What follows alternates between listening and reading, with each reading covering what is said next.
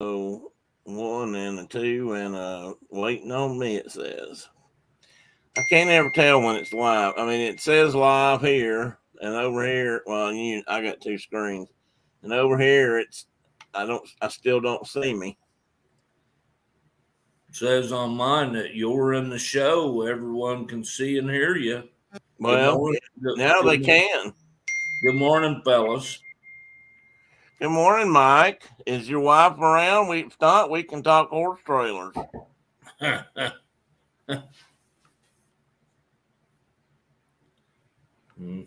got a note here. Hang on a minute. Oh, nothing. Somebody trying to sell me a knife. There you all are playing hide and go seek with. Well, we were just doing a little pre-show chat. Mike has good news. Hot damn, what He's is getting a horse trailer. Or he's buying a pony, which will get him a horse trailer. I talked to her yesterday, and well, I'll save that. What's the news, Mike? Come on. He found a really cool truck. That could be it too. And if he's got the truck, the horse trailer's just one step away. Yep, just gotta get that fifth wheel hitch put in. Yeah, that's no big deal. Well, two things. We sold our car, thank the Lord, and dun dun dun dun dun dun. Drum roll, please. Here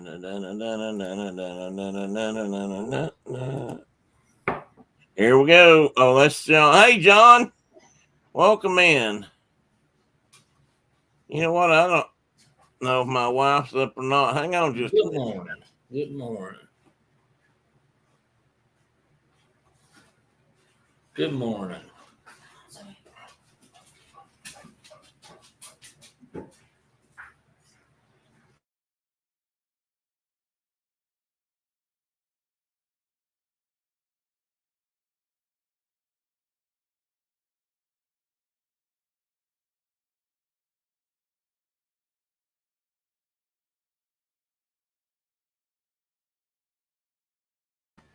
Well, there was two things bad about that conversation.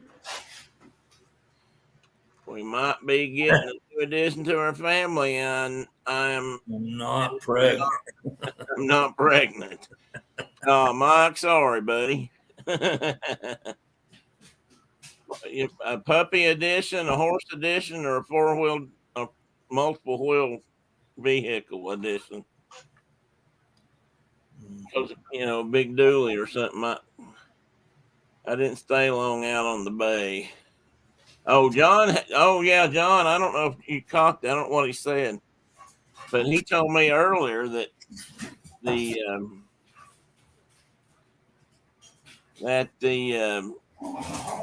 clamming was good today. Puppy, maybe. Well, I talked to Diana yesterday on Instagram, just exchanged a few words, and I mentioned the puppy. I was trying to, Mark, if she comes in here, I need your help. I need you to help explain the large dog horse concept. Oh, God's dogs. Yeah, God's dog. She'll be here, maybe.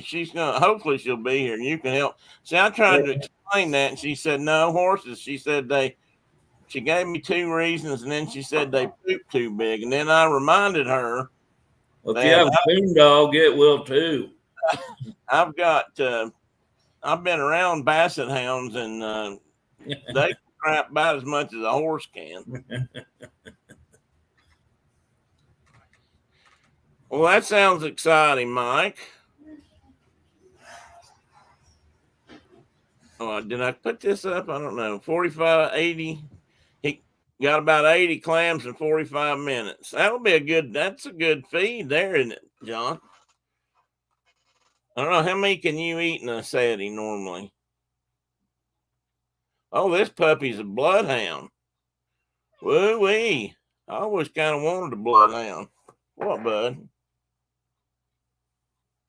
I just shut that door. You don't need out. You just came in. I may have to get up and let Tedward out. He's So where'd you find the bloodhound puppy, Mike? Bloodhound puppies are. Oh, speaking of puppies, hey Penny. Look at that girl. Hey Penny. Look at those ears stand up. Hey Penny. Gigi's over here too. Hi Gigi. She never gets on screen though. No, she I don't. can't get her to.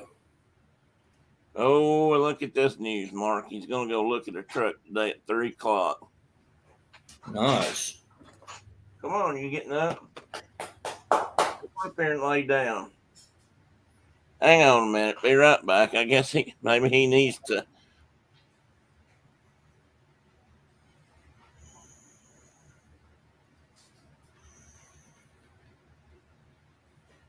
Yeah, Mike, that would be a great excuse to have a brand new dually heavy duty pickup truck so you can take your trip, get your puppy.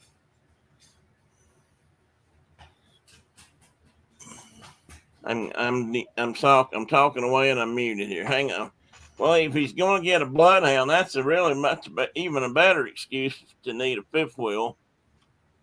I mean, need a horse trailer set up because bloodhounds can get pretty big. He'll need a little bit of extra room.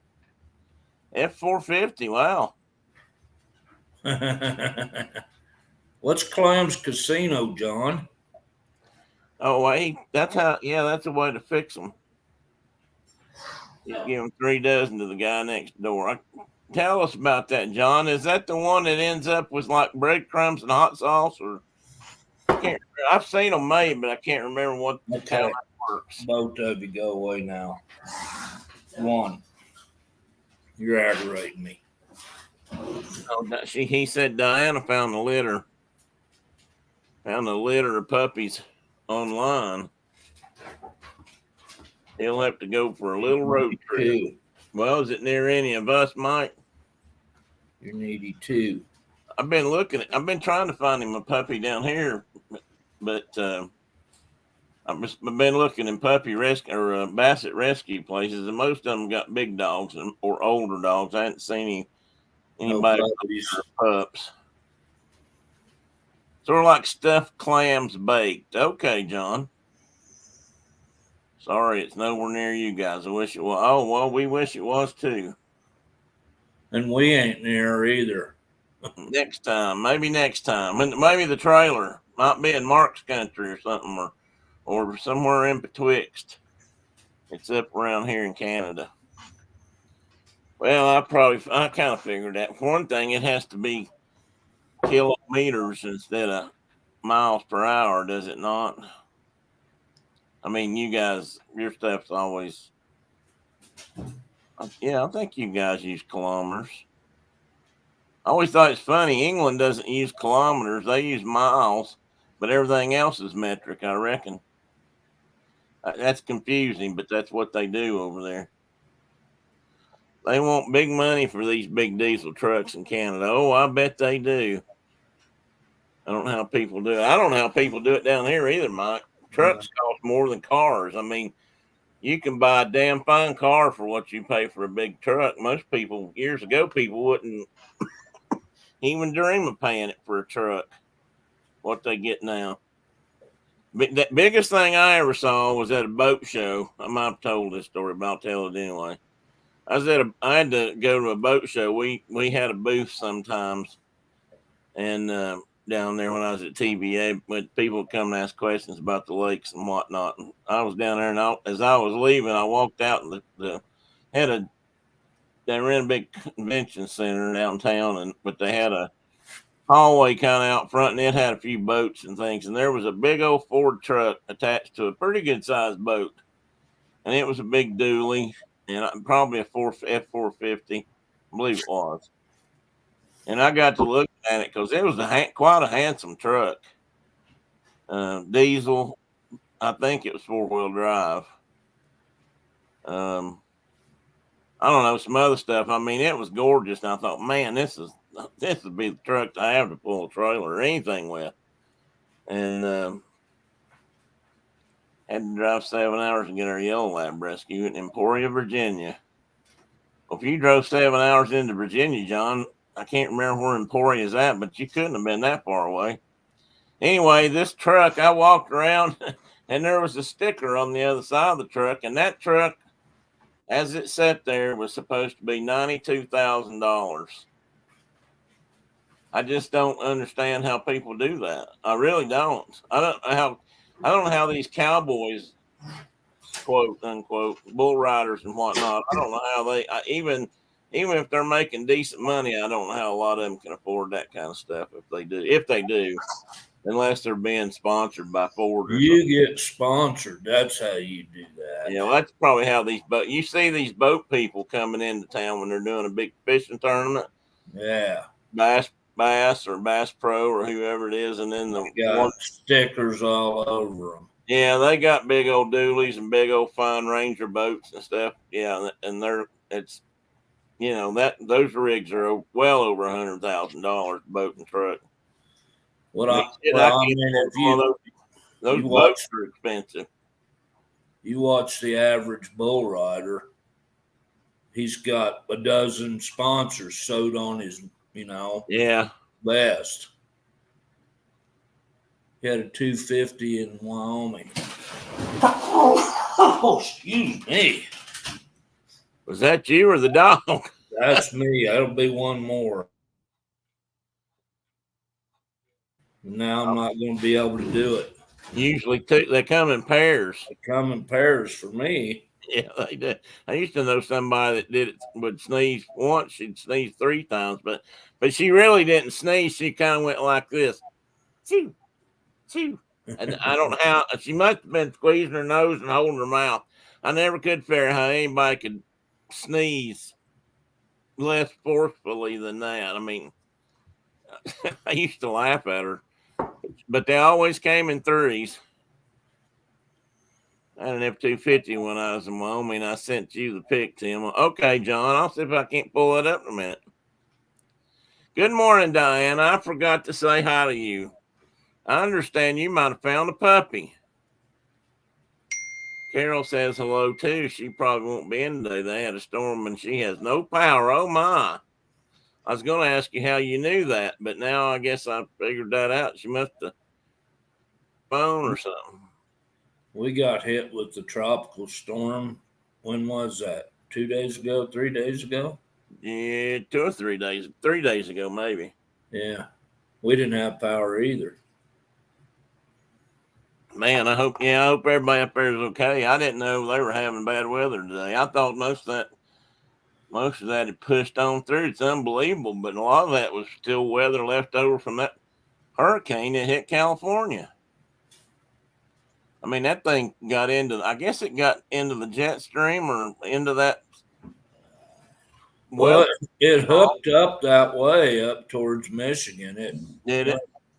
Yeah, well, it came across us, and we're on the same line. Yeah, I knew it came over you. Quit. She ain't hurting you. Zoe? They had a tree come down. Mike said his neighbor had a tree come down.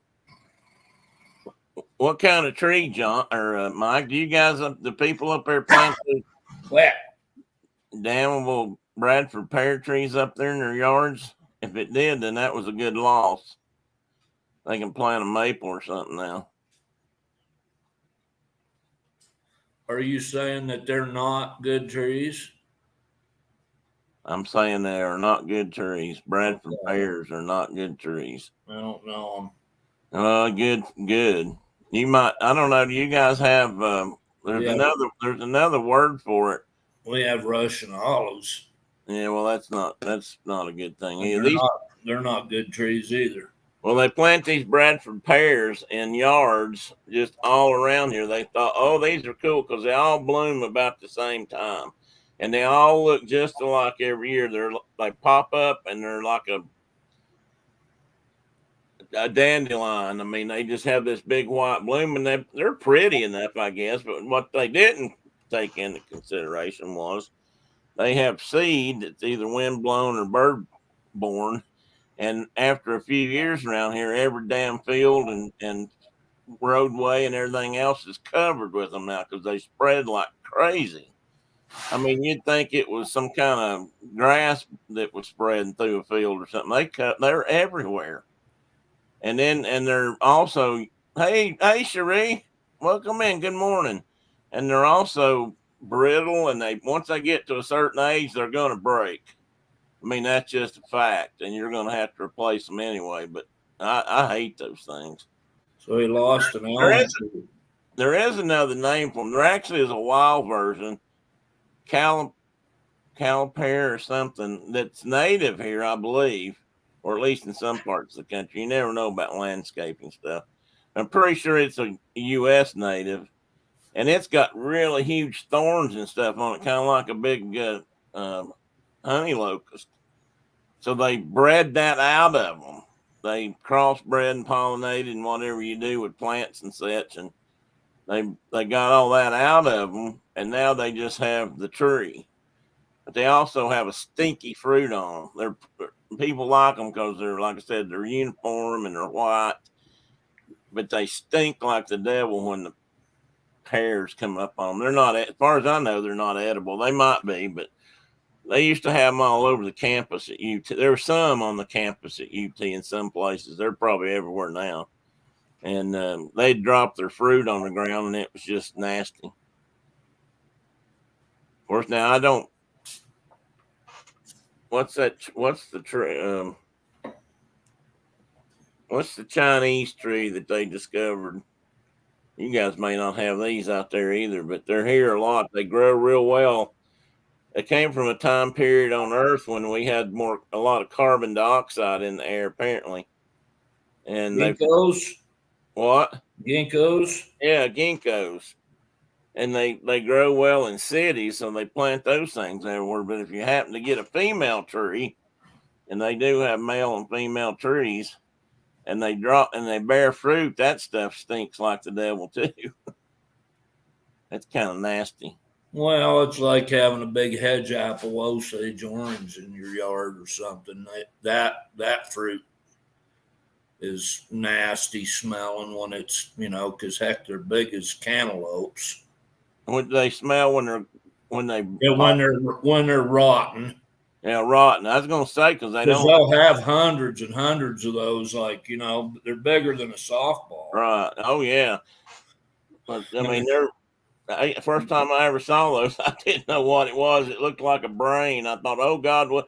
And it's what's funny about that. It was Halloween night, and I was walking in somebody's yard or along the road, and I kicked one of those things up, and I didn't know what they were, and I picked it up, and it it looked like a brain to me at that time. Yeah. I was young, Well, and I they thought, oh still Lord, do. what is this? Yeah, they're just like you were talking about honey locusts. They got great big thorns on them, and they figure that they evolved that as a defense against mastodons, Really? specifically mastodons, not mammoths because they were grazers, but mastodons were browsers. Huh? I And didn't know that.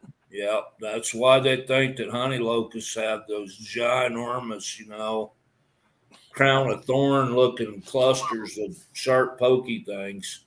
I saw a tail go by behind me. Come up here. Where'd you go? Come here. Get up here and say hi. We got some more guests. Come on. What are you up to? Oh well, I'm not sure what he's doing. I thought he was coming back in to join us, but maybe he's not. I did not know that. That's a interesting. I mean, I naturally did assume There's that. another little useless bit of trivia. Oh no, you never know when you might be able to pull that out of your pocket and win a beer or something. Tim, why are you Matthew Bear? I told Mark I'll tell you in a minute. He ain't gonna tell us. And see if you can figure that out. I always try to be tricksy. Trixie hobbitses. Trixie hobbitses. Tim, did you get new glasses? No, actually, Mike, I haven't got new glasses yet. What I've got on's my newest hat, though, and it makes me look like I got new glasses. Makes me look sophisticated.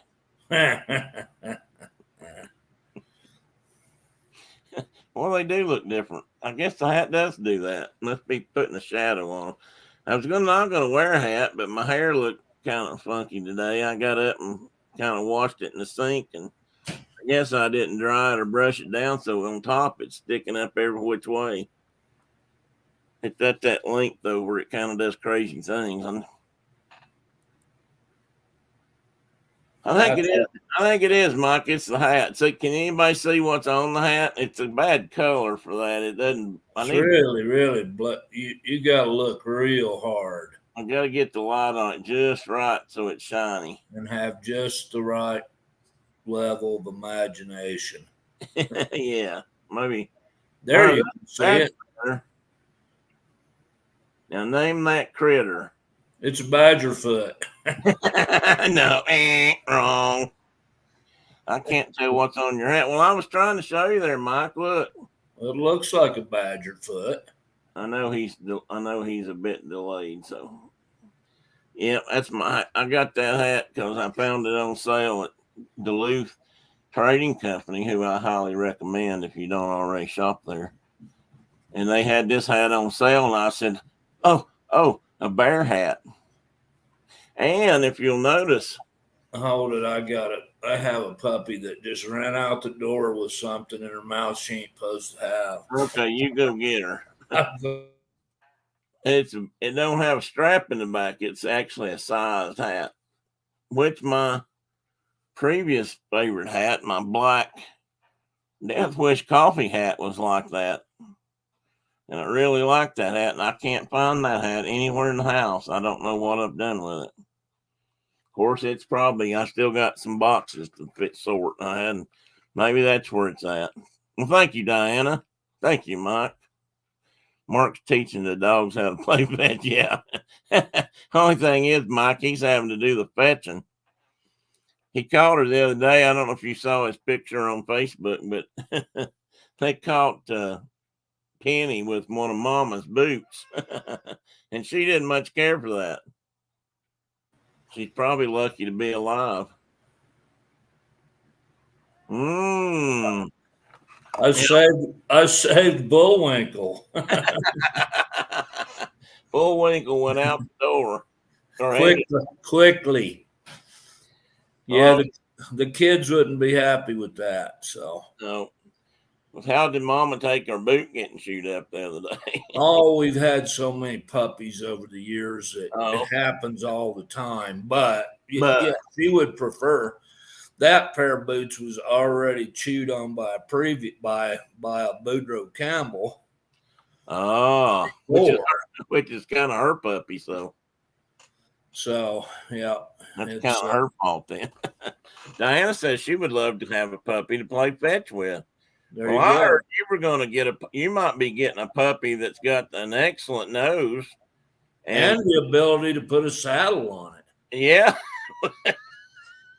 When it gets a little bit older, you could maybe ride it. But I bet it plays. They get big enough for that. I bet you could play fetch with it at least a little bit for a while. I'd love to I think that would be a great idea, Mike. I do too. I really do think, Mark. Okay, this is the prime opportunity. Mark, I've already offered. I got space if you need to just board them. Yeah, there you go. Explain to Diana about the horse and the dog. She does. Well, so horses, were. Oh, I won't make it that long. They were originally native to North America, but then they became extinct. But they had already crossed the land bridge and went to Asia and Africa and Europe, and they persisted there. And then the Spaniards brought horses back to. There's a great Far Side cartoon where the horse is introduced to America. Have you seen that one? I think so. But in the Spain, the conquistador-looking dudes are like walking and the horses are on their back legs and they're shaking the hands of Native Americans. Welcome back. But anyway, the horse got turned loose intentionally by Puebloan people in New Mexico in the 1500s, and when they ran the Spaniards out of New Mexico for a little while, and then they spread like wildfire again across the plains, and because they're kind of a grassland critter anyway, and they really did well in the Great Plains, and people were trading them, and they covered the plains area pretty quickly by probably the mid 1600s. And most of the tribes, heck, they didn't know what they were. I mean, they had no clue what a horse was, and most of the tribes called them some form of God's dog or sacred dog, and that's like the Lakotas call him Shunkalwakan, which is God's dog or sacred dog. So there you go. That's why you need to have horses. And that's why you need like a sacred dog. Yeah. So see, I was telling you right. I just didn't know. I couldn't. I thought I'd let Mark explain the details. And we're sharing all this information with you, Diana and Mike, just because we love you. Anyway, you tell already. Everybody needs a pony. Everybody needs a pony. I bet Alexander wanted one for his 5th birthday or something, so you could get one now. No, it doesn't have to be a pony. I just mean an equid. Well, yeah, I know what you mean. Probably not a zebra. Yeah, probably not a zebra. They bite. Yeah, I don't think they break well in the saddle. Did you see those races I sent you? The zebra races. I think they were in Texas. No. Oh, where did you send that to me at? On Facebook? Probably on the Facebook. I'll have to look again. I didn't. I just saw the one today, and maybe you just sent it where the guys were singing about the 4th of October. You remember that? The of November. November. I thought it was October. Anyway, the Vietnam song. Yeah. I never heard that. That's a great song. Big and Little, or Little and Rich, or whoever they are. Whichever. Big and Rich. Now. Everybody, Mike says that's so true, Mark. Everybody needs a pony. In this case, we use the word pony kind of as a generic term for all horses for the most part. Maybe not them great big ones, but more ponies, cow ponies, yeah, all that kind of stuff. And that's interesting because, I mean, a lot of people. I mean, you see, as people of this age, and our grandparents, our parents to some extent, if you didn't have horses or didn't use horses or didn't see horses regularly around your farm or your house or where you live, you might have seen them at the Saturday matinee with Tom Mix or somebody riding horses, and the Indians always had horses. But people don't realize that, like you said, they didn't get them back until the 500-600 years ago at the earliest or thereabouts. And up until that point, they were still using dogs to carry all their, real dogs to carry all their stuff. They pulled their travois and they did all that. I mean, they used dogs as their animal of labor, if you will. And so when they first got over here, in whatever means they did across the land bridge and maybe around the Pacific Rim and maybe even across the ice on the Atlantic, when they got here, there were still horse species here, but they weren't riding them. They were killing them and eating them because everybody did then. Yeah, well, they were. Europeans and Africans, and everybody was eating horses. It was just a big game animal, basically. Yeah. Some folks ate lots, like people in what is now France, in that part of the world. They ate horses. That was a large part of the diet of humans there for a long time, and that the French maintained it, unfortunately. I think. Still eat horse meat? I don't know. They did. I know. I've heard stories and talked to people They eat who were horse there in meat. like World War II, and they They said they still were eat eating. horse meat. Do they? Yep. And there's a lot of places where burros or donkeys are eating it on a regular basis for food. They're just some places just raise them kind of for that purpose.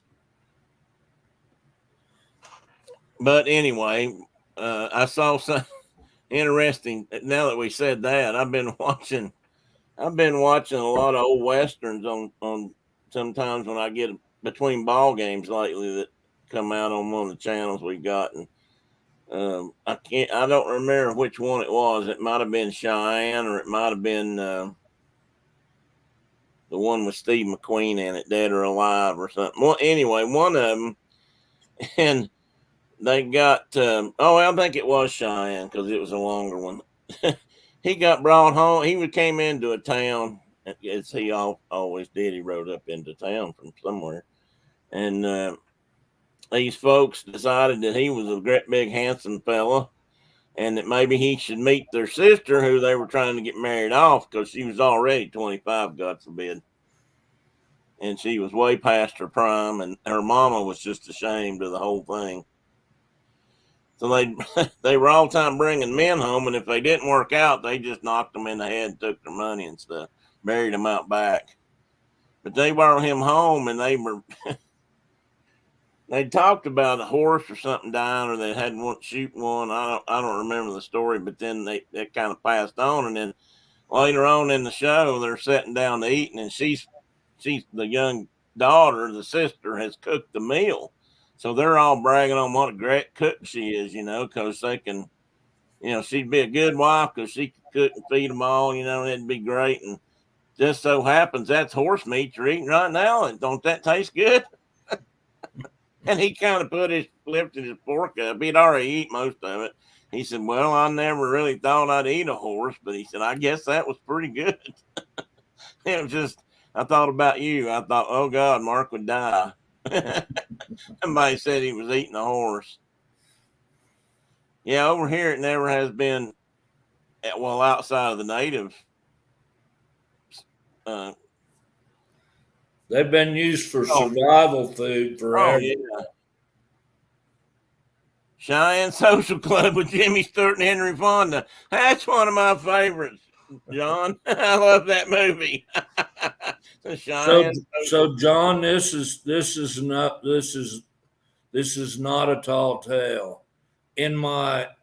Upstairs in my house, we have a bed frame that my wife's father and mother went when the Cheyenne Social Club was finally disbanded or whatever.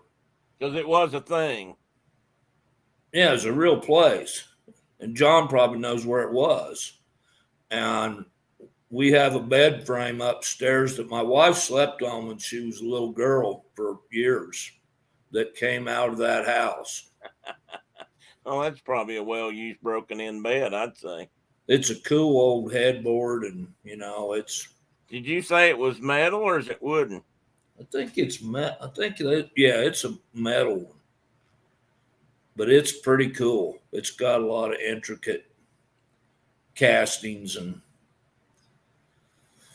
is there any way to prove its provenance? I mean, I'm not doubting it. I just wondered if they had any kind of paperwork that said where it came from or anything.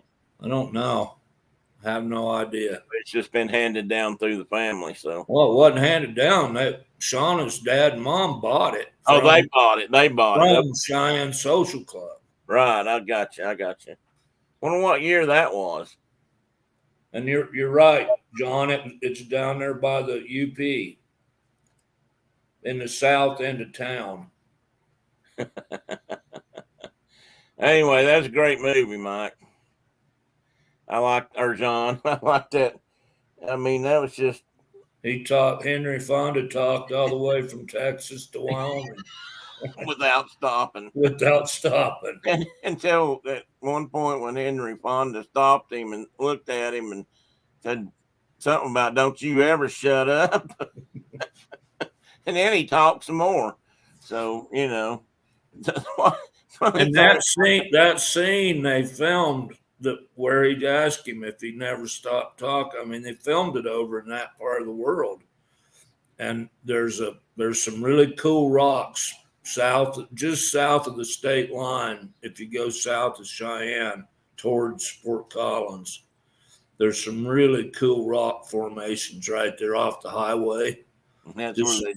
And that's where they filmed that scene. Cool. Don't you ever shut up.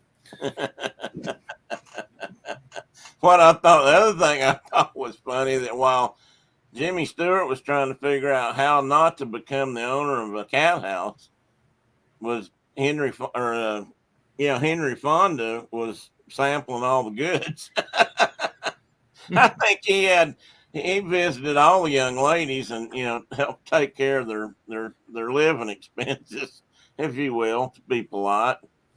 And John says Tom Horn's another great one, and it is. Yeah, Mark knows history about that too, about Tom Horn, don't you? I've been to the gate where Willie Nickel got shot. It was right in the middle of my district. I was there a lot, actually. And didn't you know somebody? I know that he didn't kill that kid. Yeah. But I know the guy that did. He's long dead, but I know his grandson. Yeah, that's what it was. I knew there was some connection. Kind of cool to live out someplace and have that kind of history. And that's very, very possible because that was happening around the turn of the century, was it not? I can't remember exactly what year. Yeah, it's pretty late. Yeah. And we used to, my buddy Walden Smith and I would go there and kind of hunt the hills, the little rock outcrops and things around that gate, seeing if we could find a cartridge case or something, No luck. Which would have been way cool. No, yeah. I'm sure that kind of stuff's is all private land. I'm sure it'd been picked up years ago. If there was anything, Yeah. Somebody with a metal detector got that a long time ago, I'm sure. Yeah.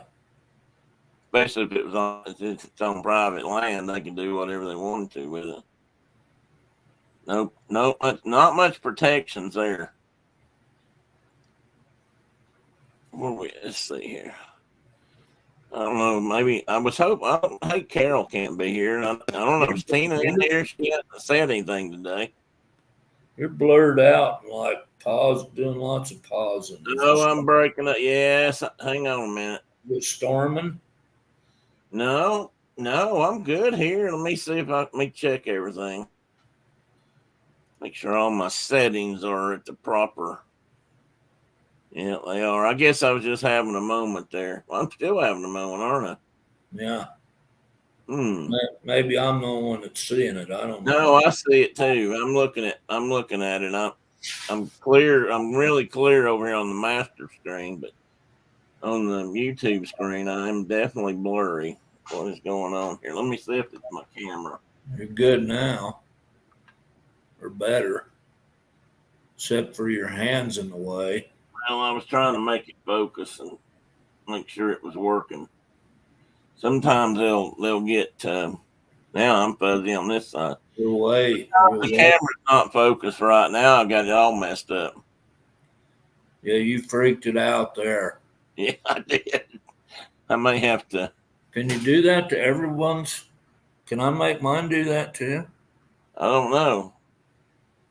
Well, you didn't go fuzzy. Mine didn't work. It focused on your hand, though. If I was at somebody or another, I could read your palm. Come on, camera. What have I done? I have merely here.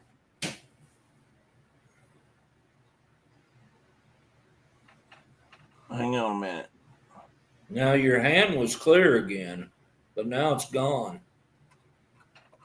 Now you crawled down inside of a big old black cow. There you go. Now you're clear. Now I'm cleared up. I had to cover it, let it rest for just a minute. Her internet is, well, that's funny, Tina. Well, not funny, haha. Funny in a queer sort of way. Carol's power's out. She don't have any internet either. She evidently Diana talked to her, and I've had some moments in the last couple of weeks where my internet just wasn't quite up to snuff either, and most of the time it is pretty good, but it got slow. And I don't know if it's just because everybody got home and was using it, or if it's something else. But maybe we're having some kind of sunspot interference that's messing with all that sort of thing, and that's a problem we're going to talk about a little bit. They don't want you to listen to Oliver Anthony.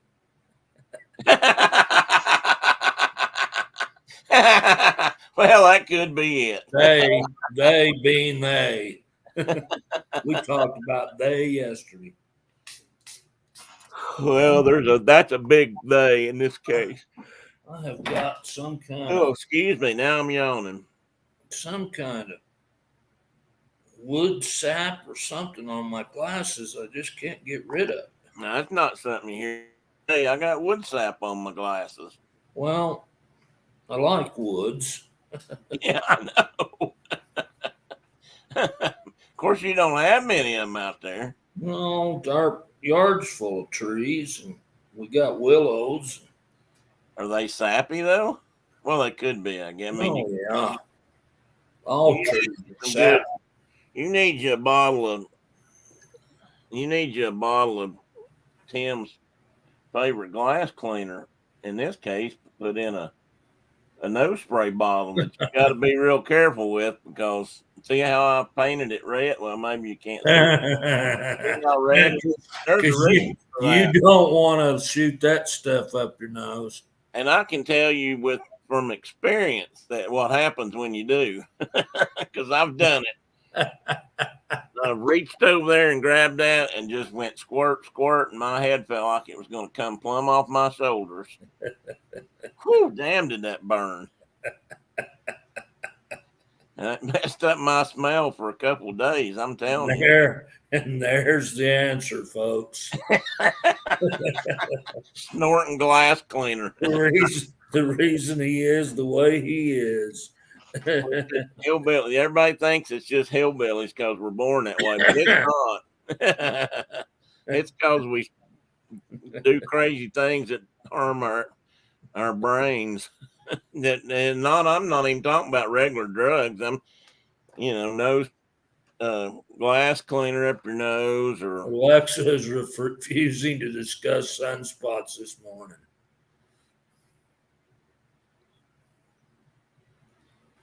Oh, Mike, well, you have to tell us about it. Where'd you see? Oh, nothing going on with the sun right now. It's been quiet. Okay. Diana, you keep up with that sort of thing? Maybe I'm missing. Maybe Diana is an astrology guy. Not astrology, it's astronomer. We didn't know it. Mike said we went to the night market last night in our neighborhood, and it was well. Come on, Mike, tell us about it. You can't throw a statement into the chat like that and not at least give us a little background. Just a random squirrel. Yeah, you can't. You can't. Yeah, you can't just run a squirrel through the chat and then just expect it to leave. That ain't how this works. You should know that by now. You've been here long enough to know better.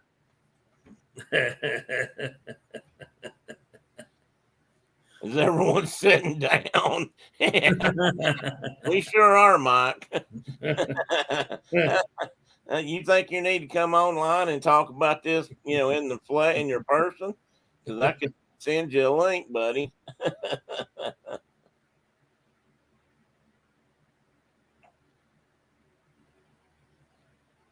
I think he and Diana both probably on their phones, so he may not be able to do that. But a while back, they told me their laptop was on the fritz, I think, and now they got to save it up to feed a bloodhound. So Mike said, which is a significant increase in dog food over a basset, I'll bet. well, I don't know. They got 2 bassets, and I bet they get pretty close. They had food trucks there, many donut trucks, and a whole bunch of other vendors there. And near the end, they had a drag queen. A drag queen sing off. That's when I laughed. You should have stayed, Mike. That's when it got interesting, my friend. Not an astronomer, but I check the space weather forecast daily for signs of the aurora. Well, good. Thank you. Or good for you. Oh my cool. God, that's funny. Well, did they have any craft beer trucks there, Mike? I mean, you got food. You must have something to wash it down with besides water or a soda pop. Drag queen sing off. So we have this is a little square off of that one. Okay. We have a little local, farm team, baseball team in Salt Lake called the Bees. Yeah. And I'm trying to think who the Angels Wait a minute. Mike just about made me spew. I'm not drinking beer with Mike, how about the choke? I just about spit coffee all over everything. So the kids all went down to the Bees game last summer, and it just happened to be like National Gay Pride Day or something in Salt Lake City. And they had parades. They had parades, and there was stuff going on everywhere. There was, folks dressed up in dresses and doing their thing. And at the exact same time, it was like National Cholo Lowrider Day. Oh gosh! And so they were having totally different events, but all right around together. And my oldest granddaughter was like, "What in the world is going on here?" So she had to get some explaining. What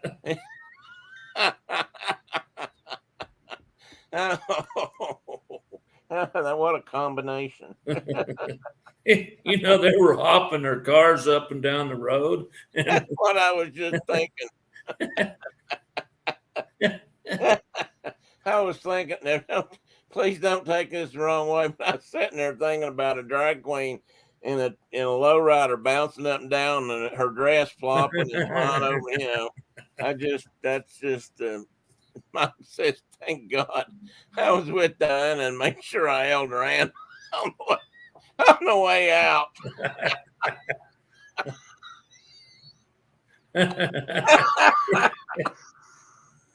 Yeah, they could have brought you into the fold, Mike.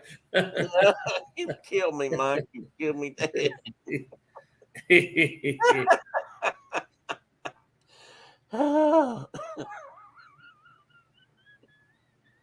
I guess Mike wanted to make sure he had to roll with the right woman, just in case.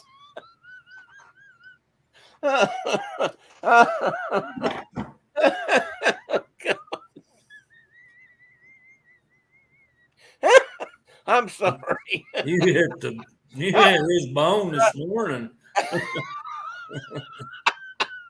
I can just see Mike looking around. I don't know. I can see Mike turning around and realize he's holding the wrong hand. His wife has a beard, and her voice has changed.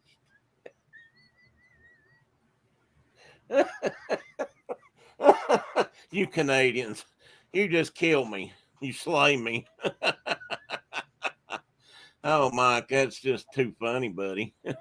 One is Brenda's you probably can't say it on air. What does that mean? ROFL, Yeah. rolling on the floor laughing. Okay. It's just easier to go ROFL. I was afraid to ask. And I always ask if we can't say it, we'll tell you in the back room. Mike, Mike said he lost his appetite. He didn't even get many donuts. Notice he didn't say any. He said He didn't get did say any, and then he said many. I didn't get many donuts. Oh, maybe Manny's he like meant N-I. Yeah, M-I-N-I. Okay. That's a shame, Mike. I hate that. he put up his hood so nobody would see.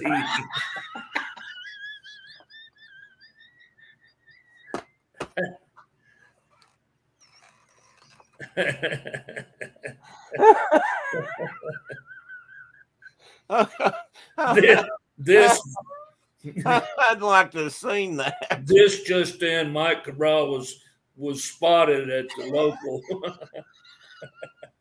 Right on the front page. Mike's picture right on the front page.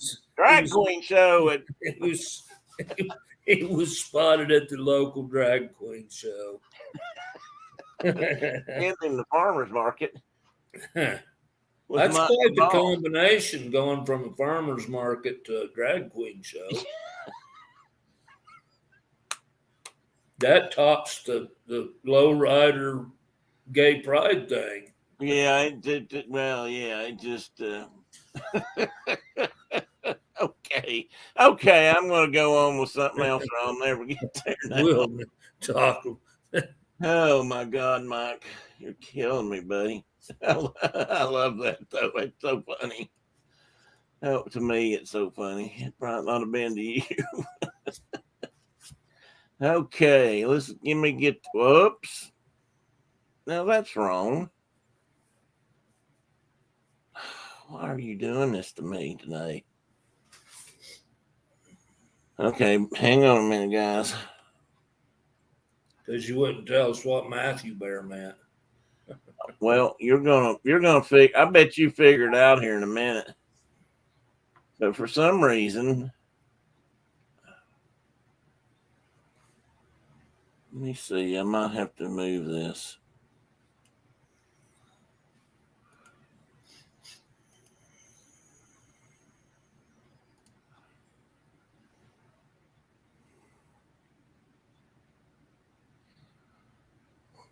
All right. I have not had this problem in a while.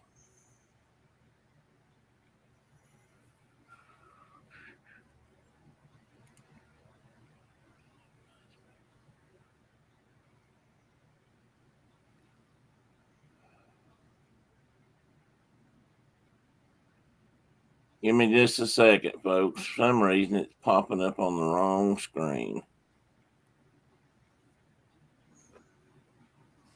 And I don't know why that is. Tina can't keep up with all the squirrels today. There'll probably be some more, Tina. Hang around. Oh my God, I'm never looking at anyone square in the face ever again at a farmer's market.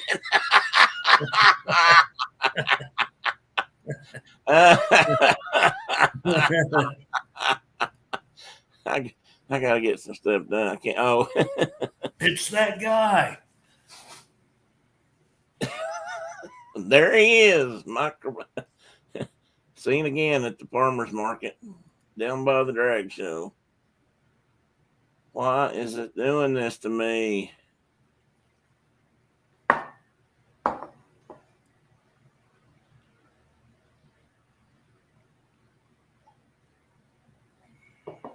Anybody else know why it's monitor automatic?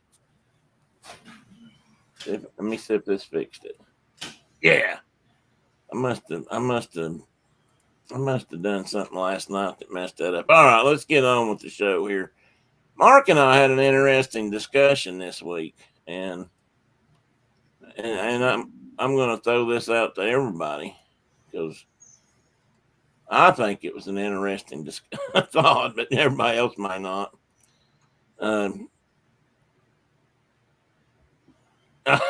okay, that's why she can't keep count on squirrels. Well, just listen, Tina. Carry a little notebook in your pocket and just make it, put a tick on there every time you hear a squirrel story. We were talking about, or at least I don't know who brought it up, but I was thinking about it. And we, Mark and I both, talk about a lot of history and we talk about stuff we've learned from books, and that we have libraries of our own and we have lots of books by most standards anyway.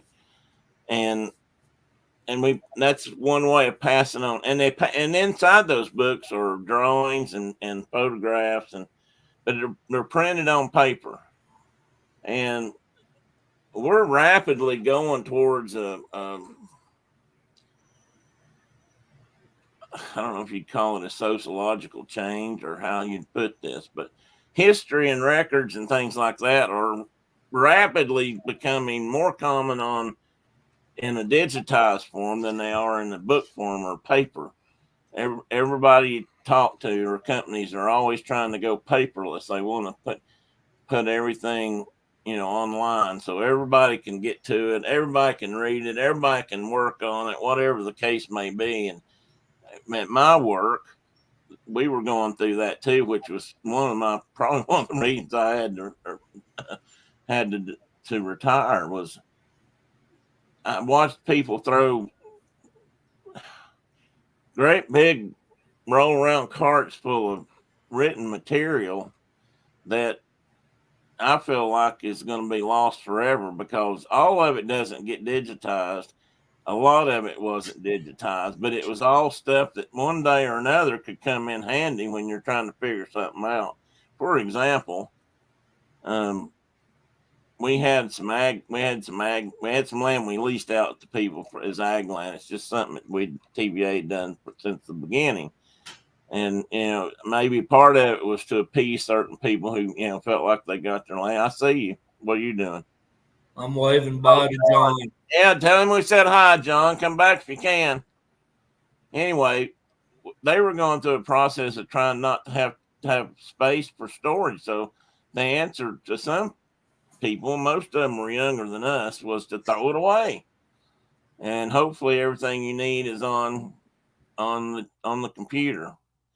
But it wasn't. And my buddy Steve, my mentor at TVA, he was he was an older me in many ways. He kept things. Let's just put it that way.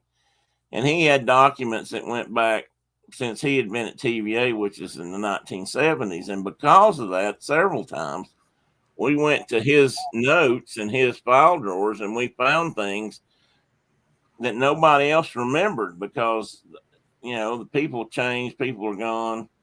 They just don't have a way. So my question was, if we get down to that, where's it all going to go? I mean, what happens to our memories? What happens to history? Saying it's digitized is not, to me, is an iffy thing, because if you store something on a DVD or a CD ROM or whatever it's called, or a memory stick, I mean, since I started using computers, we've gone from those big old flimsy floppy disks to the smaller floppy disk to something they called like a super floppy disk. I can't remember what they called them, but they were thicker, about half the size. Did you ever use those, Mark, when you were in school or at work? They're like about that big, hard. Yeah, smaller than the ones that we usually use. We used to have those 5.5 inch. Well, that was the great big ones, yeah. And then we had like a 3x3 square little hard.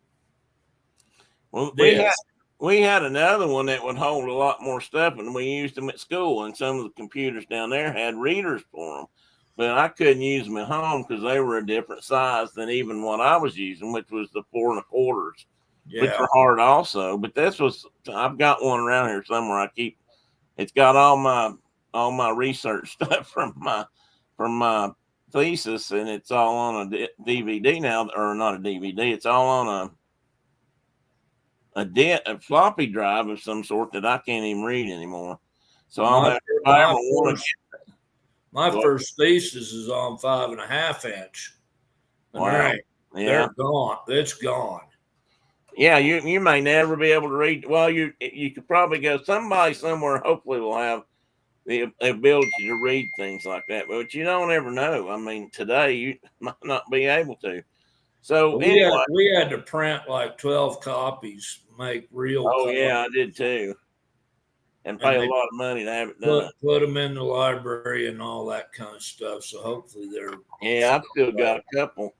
I've got a couple of copies of mine over here in hardback, and I think I paid for that. I'm pretty sure I did. You did. I did. I had to. Mike says that's a shame to hear.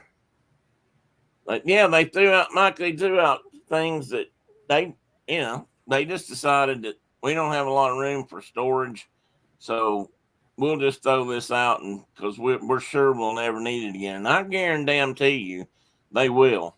I mean, I know because there's just stuff there that hasn't maybe been used in a couple of years that's not digitized, and they'll never figure it out. I mean, they'll have to come up with some other way to deal with the problem or issue that they just will not have.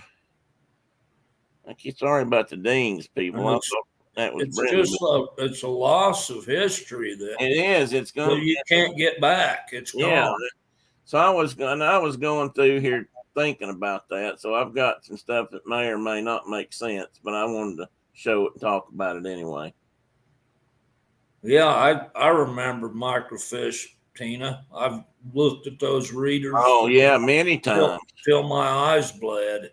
Yeah, and some of them were awful. They were so scratched up you couldn't hardly read them. And I mean, I guess there's, and I keep seeing microfiche being read on some of the TV shows out there, genealogy type things and whatnot, because that again, that's a place where like my first slide there. If I can go back, this newspapers are almost a thing of the past. Hard copy paper in your hand, and so a lot of newspapers were on microfiche. Now nowadays, I guess they're all digital, but you can't just a lot of little towns don't have newspapers anymore. It used to be every little town and practically every suburb had a paper.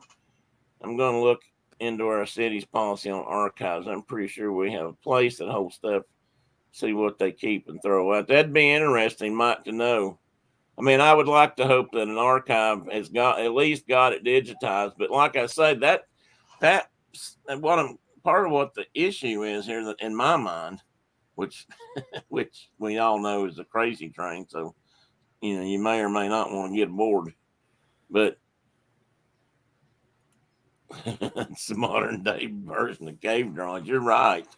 It's true. And, but they're gonna be on computers, and that's changing so rapidly that for normal people, for people like us that just have a house and want to keep things, I'm afraid it's going to get to a point where that stuff's all gone and we don't have it anymore. Because I've got probably thousands of images that I've taken with digital cameras, both from work and home, that in a few years from now probably won't even be able to open them because they've gone into a whole nother system that's far more advanced and probably better in its resolution and clarity and all that, but it don't do you any good if you can't read them. So anyway, that's what got me thinking about all this. Yeah, we started talking about all the thousands of photographs we have that are going to be gone. Some of them are pretty cool photographs.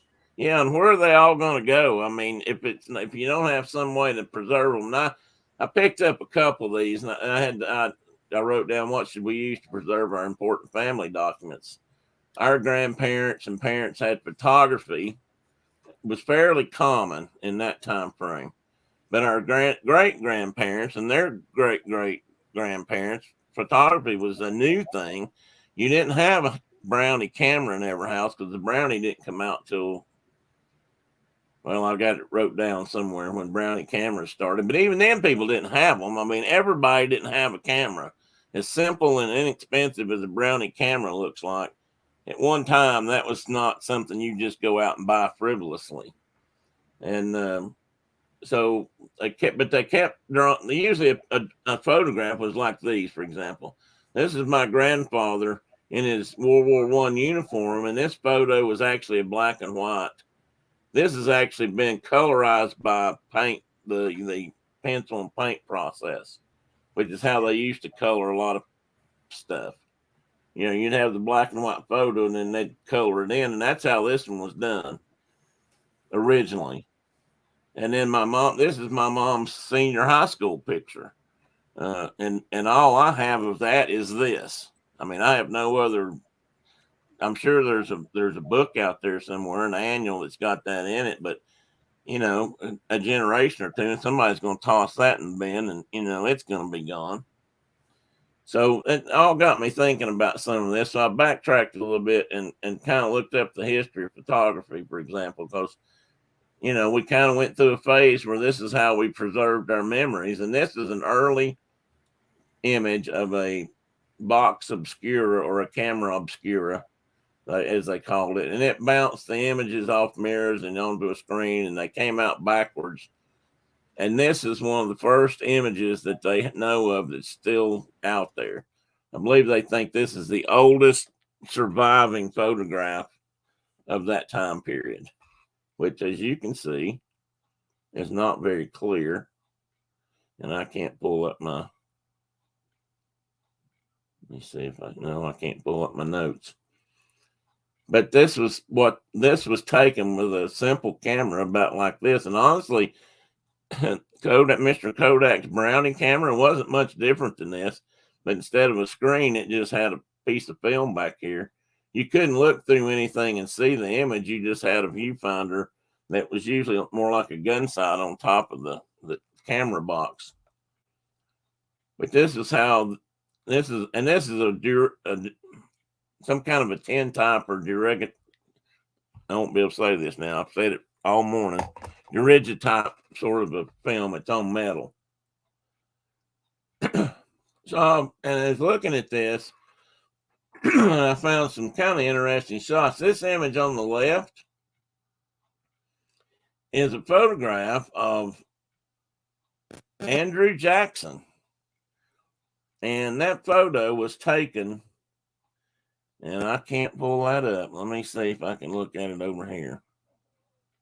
Bear with me just a moment. He was age 78 when that photo was taken, and they think it was done in either 1844 or 1845. And I'm thinking he may be one of the first presidents that ever had their photo taken. Now, there may be some others right around that time, because the idea of photography was still brand new. In fact, this isn't true photography. This is a daguerreotype or whatever. My mouth is cottony dry this morning. I should be speaking in front of a whole crowd of people the way I'm cottoned up. But anyway, and those photographs you had to set for those photographs for long periods of time. And I'll come to that because that's what this cartoon is about. This was called a punch, and it was in an almanac or a paper. And they're showing this group photo of a family, lots of children of all ages. And they're posed and getting ready to take the photograph. But when the photograph comes out, it looks more like this at the bottom. And what this was trying to make fun of was the fact that you couldn't hold focus. Yeah, people couldn't hold still long enough to get their photo taken because, you know, they'd pull the lens off, the cover off the lens and tell you to stand still and you might have to stand there for 2 or 3 minutes. And people just weren't good at doing that. Hey, Dave, welcome. East Mountain Dave has joined our company, folks. So this cartoon was making fun of that. So that kind of led to this. Well, 2 things. One, at least by the Civil War, they had people driving around in wagons very similar to this. And they actually had people on battlefields that were taking photographs. And this is how some of the most famous photos from the Civil War were taken by and displayed by Matthew Brady. And Matthew Brady became a famous photographer, and he gets credit for a lot of things like this and scenes from the Civil War that nobody had ever seen before. I mean, it was once said that he brought the war into the people's living rooms by putting them in the paper.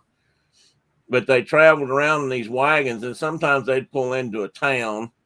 And folks, if you had a little bit of money, you could go to this guy, and he'd take a family photograph. Now, so over here on the right side, we've got an example of what they did to try to help that. And I don't know how well you can see it, but these red circle oblong ovals here are actually showing you in the picture above the stand, and it's one of these. Well, it could be one of this one. These moved up and down depending on the height of your subject. But what they did was they allowed people to lean on them to try to hold still, and they actually called them props or no, I've got another name for them. I had all my notes on here, but I can't see armrest, prop. Yeah, they had another name for it. They called them stills or something, but the idea was it kept people still. And what was handy about this kind was, and you can't see it real well, but if you can see it and look at the middle photo of the boy standing there, he's leaning on one thing, and he's got a stick in his hand. That's probably to help him hold his hand still.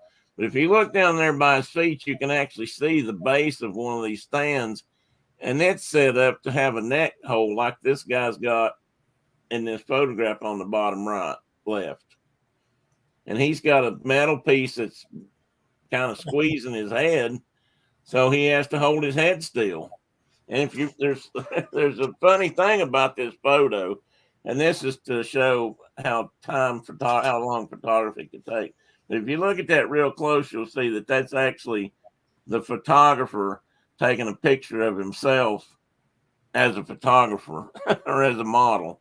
So, he was playing around with the camera lens and covering it and moving and getting in position and, doing all that kind of stuff. And he did a self-portrait kind of thing, but it was tricky. But these stands, and they were often called Brady stands because apparently Matthew Brady got credit for these two.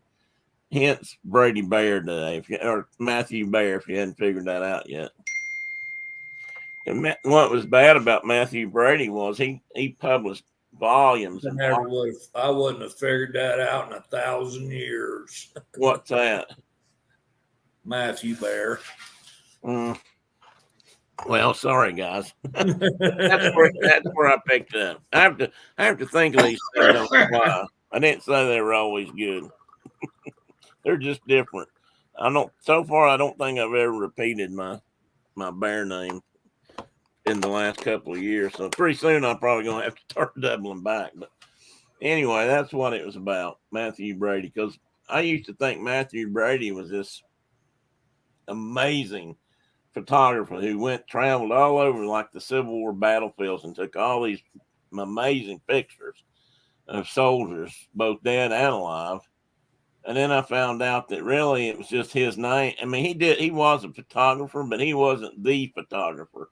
He had a whole group of people that worked for him, and he was like, because they were working for him, he got possession of the images, and he published them all under his own name.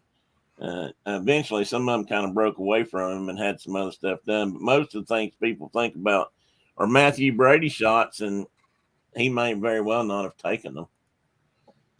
So anyway, moving on to the next one. And these are just a couple of more images. Sorry about that. These are early photographs of people. And this is a very good one, actually, this top left. And that's from one of the World's Fair expositions. And that's the original Crystal Palace. That there are not models, but similar buildings all over the world that are still named that kind of did the same thing. This had glass, lots and lots of glass. And it was partly because they were also growing things inside. So they used it for the light, and they used it to help grow their gardens. And I don't know how long that particular expo lasted or how long that building was there. For all I know, it may still be there. Down at the bottom is a photograph where they're trying to explain this is a daguerreotype, and they're showing there's actually people in it. But if you notice, sometimes you can see a ghost or a shadow there where somebody was in it but moved and then maybe stood still somewhere else. But this guy had worked pretty hard to get a fairly clear shot of not people and vehicles or horses and buggies going up and down the street. Probably had to do it real early in the morning. And it has no other significance other than it's one of the older photos where this was done. And this image I thought was really cool because this is over Boston. And this was called, and originally, and again, I can't read my notes. Let me see if I can make them come up.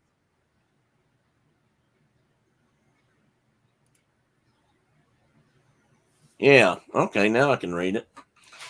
This was printed in Boston. It was called "As the Eagle and the Wild Goose See It," and it was done by a guy named J.W. Black. And they think it's the oldest surviving successful aerial photograph that was ever taken. And from a balloon? And it was taken from a balloon, yeah. And so, it was the first time for most people.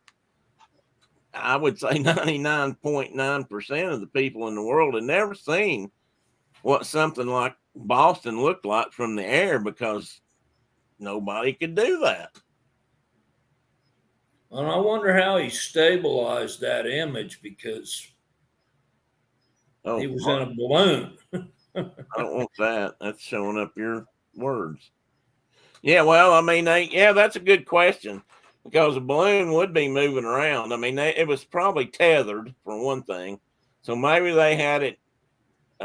Maybe they had it tethered in such a way that they could, have taut ropes and it would set still. Because I don't know what the exposure was on that. Now the photo on the right is they think it's a guy named John Adams. And I thought at first maybe this was the first president photograph. Turns out he's a shoemaker. And he was 100 years old. He was born in 1745, and they think he may be the earliest born person to ever be photographed. So that's a significant thing. And my point of all this talk we're talking about here is that's probably someone's grandfather. And hopefully that image is still available for those folks to pass down through the years. And they still maybe got a link to that, but otherwise that's gone. And going to the next slide. Oh, I like this method. I thought these were important. Again, here's a way we captured history. Was the gentleman on the left is Arthur Wellesley, and he was the Duke of Wellington. And I'm thinking that might mean he was the guy that whipped Napoleon at Waterloo. I thought that was Wellington. I may have my officers wrong, but I was thinking it was Wellington that beat Napoleon, but I could be wrong about that. But if he is, that's a pretty significant photo. And at this time, he was 74 or 75. They're not sure. And that photo was taken in 1844. And the photo on the right is Frederick Chopin. And, there's a guy who's actually famous for his music, which has been passed down in various ways over the years, but primarily on paper. Again, will that change? And how do we keep up with that technology? But anyway, just something to think about. This is some of the earliest color photos. And the one in the upper corner is called the tartan ribbon. And they think that is the first, what they consider a durable color photograph. And it was taken in 1861. Now, some people don't realize is that a lot of color photos were not nearly as permanent as we thought. And over time and years, they would fade out. If you've ever owned a Polaroid camera, you probably experienced that. My mom used to love to take Polaroid photos, and she always had one of those click thing come out, and I guess you could wave it. We always just laid them down on a table somewhere. and they would self-develop. But after 10, 15 years, a lot of those images are literally gone. They have faded out, and they weren't durable. But black and white stuff lasted forever. That's why people continue to use black and white for a lot of important things, because it lasted longer. And the photo at the next picture is, let me see, the bottom left was actually a Kodachrome photo by a guy named Butterfield of an avenue in Piccadilly Circus, so west end of London. And that the reason I put that in there and the next two in there is because the color for the date these were taken, that was actually in 49. So Kodachrome was around. That's not so old. Well, it is old now. It's almost 100 years old, and it's hopefully lasted color wise. If you get them out of the light and cover them up and stuff, they last much, much longer. The one on top. Your wife. Do what? Your wife's, her cheese has slipped off her crack. What's she done? I can't see it. She doesn't see how that's relative. Because Mike asked if that's Einstein. No, that's Mark Twain. That's who I thought it was, but I wasn't going to say that. And that was taken in 1900. Why it's relative, smart ass, is because this is how we've recorded history up until this point. But she's just replying to Mike. Oh, well, that's okay, because she's still being a smart ass. Yeah, exactly. And that was called an autochrome process, which had just been developed. And again, that's a really good color. The guy at the bottom right is the one that amazed me. Look at that blue. I mean, he was Aleem Khan. And that photograph was done in 1911. And it just amazes me that they actually had film that could take and hold colors that bright at that time, because you didn't see that. That wasn't something you normally see anywhere. So was he a Mongol? Yes, I believe so. I don't have a lot of his history, but I believe I read that somewhere. And the guy that took the photograph named Sergei Produkin-Gorsky. So a Russian guy took a picture of a Mongolian guy. So anyway, sounds like a joke. It does, but it's probably true. And this was the next thing I thought was sort of leads us to where we are, kind of where we are today. This is a kid named Walden Kirsch, and he was scanned into a computer in 1957. And they believe this was one of the very first images ever scanned, or maybe the first one that was, you could even see what it was, because they'd been working on this and trying to figure out how to scan photographs and enter them into a computer. Now, in 1957, nobody in Tennessee even knew what computer meant, I'm quite sure. And I bet it was as bigger than my house. The computer, yes, I'd say it was. And that's Walden Kirsch, but he's the son of the guy who was leading this research and who developed the image scanner. And I think this is probably what led to the invention of the Xerox machine, but I'm not sure. What's being said that I can't see? Oh, I just reading Brenda took a bow. I don't like this. I can't see what she's saying. I can't react. She never had cheese on her cracker anyway.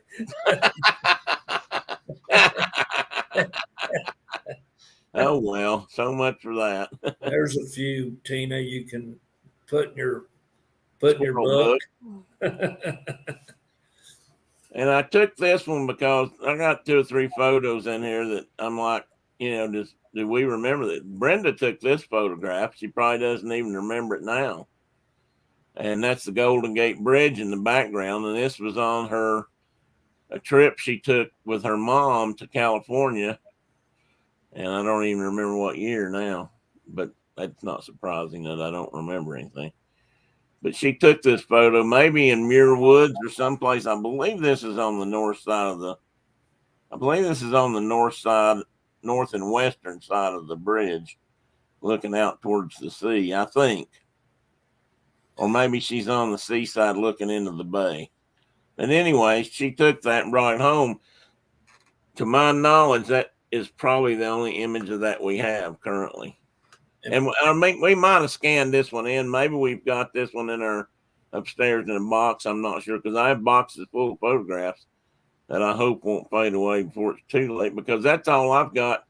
I mean, that's all I got from my family back in my grandparents and stuff to remember the people they knew and people that they knew about, like their parents and grandparents, if they had photos of them. Unfortunately, I don't have all the information there. As someone else pointed out, or Mark told me recently, I wish we'd sat down years ago and written on the back of those images who and what they were and where they were taken. Yeah, so I've been going through that. We were talking about that. I've been going through that exercise with my parents. Right.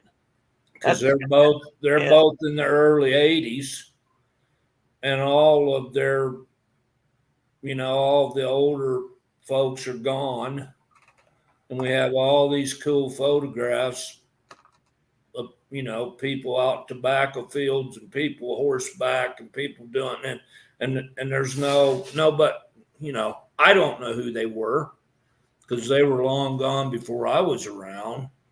And so they've gone to my folks are helping me like identify these people, and we're writing their names on the back of the photos.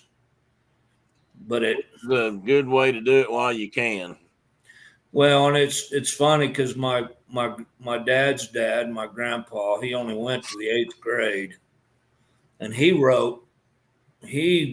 documented a lot of that. When he was taking some of those photos, and his spelling was atrocious. So they're hard to read, huh? I have an Uncle Gene that was killed in Korea, but he's always on back of every photograph I've ever seen. His name is Geen, Gene. Who knows? Maybe they spelled it that way. Probably not. But no. And these are also just some, these are the kind of things people have, in shoe boxes and in photo albums in their own home. And, 20, 30, 40, 50 years from now, their family, whoever that is, may have these, may or may not know why they're significant. These are 3 cats. I don't think anybody's got a box that's got 3 cat pictures in it. Well, I do. Well, I know some of these are just digital. The Teddy picture is purely digital. The Simon picture, that's all of these are probably those are all digital photos. Those are all digitals. Yeah, I don't have any paper of these. You're correct. And that bottom left one is we had a meeting one time in Huntsville, Alabama, and we were allowed to go. In fact, we had dinner at the Huntsville NASA Center, and they have an amazing hall there, a display hall, where they have, and that is part of it hanging there above me, an entire Saturn V rocket with the Apollo capsules on top that went to the moon. This is an actual full size Apollo, or not Apollo, but a Saturn V rocket that's disassembled and above your head. It stretches the whole length of the dining hall or the exhibit hall, and it starts at the base. I've got pictures somewhere of that where they're all the 5 engines or whatever it used to take off, and then that stage separated, and this one may have been the second or the third stage that pushed things on into space.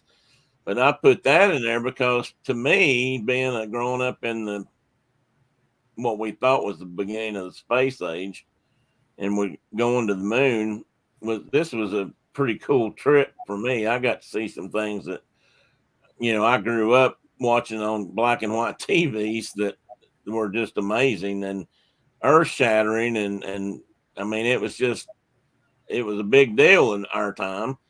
And, I took pictures, but will anybody ever see them? I don't know. Come on, Teddy, get up here. I was talking about you.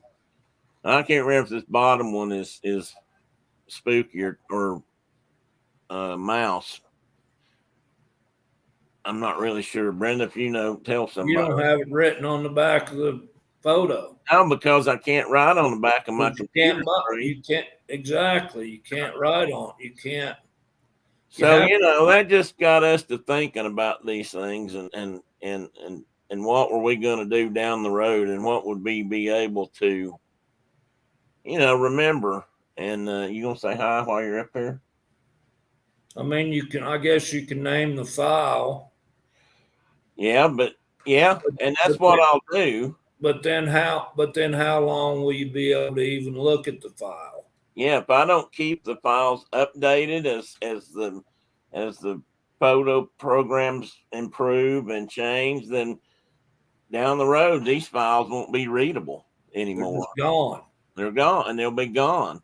I don't own an archive. I'm not. I don't. The Smithsonian's not going to come down here and save my prints or try to keep them available for history. And if three or four generations down the road want to find out something about this era, it's What going are to they going be to it's have? going to be pretty biased and narrow Yeah. focused, I think. Think And about this for a minute. Right now, what's on the internet that's everywhere, and that's social media. And are they going to think that all we did in this age was sit around and take pictures of ourselves? I mean, or that we went to restaurants and just took pictures of food. I mean, yeah, there's history. What we're seeing, what's out there, is not necessarily. I mean, it's everyday life kind of things, and yeah, that's important too. Even social media, but it's not really showing the stuff that's. I mean, there's going to be so much of it that's not showing what the true history of what's going on in the world. Hopefully, there'll be enough, but but how long does that one of the things we started talking about was how long does that last? I mean, yeah, if you're posting things on the MyFace, how long does that yeah, that's a good point. does it is it going we going to get 10 years down the road and all of that is gone, or you get a year out and they clean you out, or I just don't Yeah, understand. that's what actually got us started talking about that too. Is does anybody know? Does Facebook? I mean, are your photos and things? That's what Mark calls my face, by the way. Brenda says, "Sorry, Tim, I forgot yours. Teddy just had it. Oh well, I know. We'll make up. I'll have lunch, maybe. Steak biscuit. Yeah. Oh, it's too late, man. They don't serve them this late. Oh, And she's talking about her grandmother Aloha. She used to write on everything. She was one of those. She was a dinosaur in our time, if you will. She was a person who actually documented her life, who wrote down notes of things on literally every day. And now most people didn't do that, and they weren't extensive.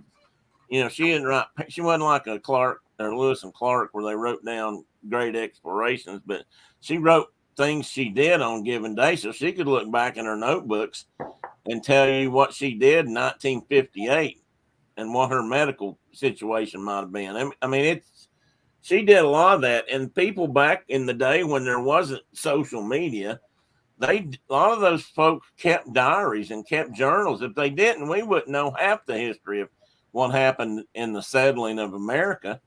A lot of that comes from journals. Think about the Eckerd books. I mean, hey, Rhonda, I didn't see you come in. Welcome. Um, they took. I'm going to say that if there's dispute of that, I don't know. But anyway, they went out and researched and found journals and letters and things that have been saved and used that to write that book, which is a lot of the history of Kentucky and Indiana and the Northwest and right out to Chicago and wherever he stopped the last book. And but yeah, it was all somebody wrote a bunch of stuff down and he And documented it. again, that was a snapshot because I'm sure there was Right. lots of other cool stuff happening. Oh yeah, that was that snapshot in time. That And, there where they were at.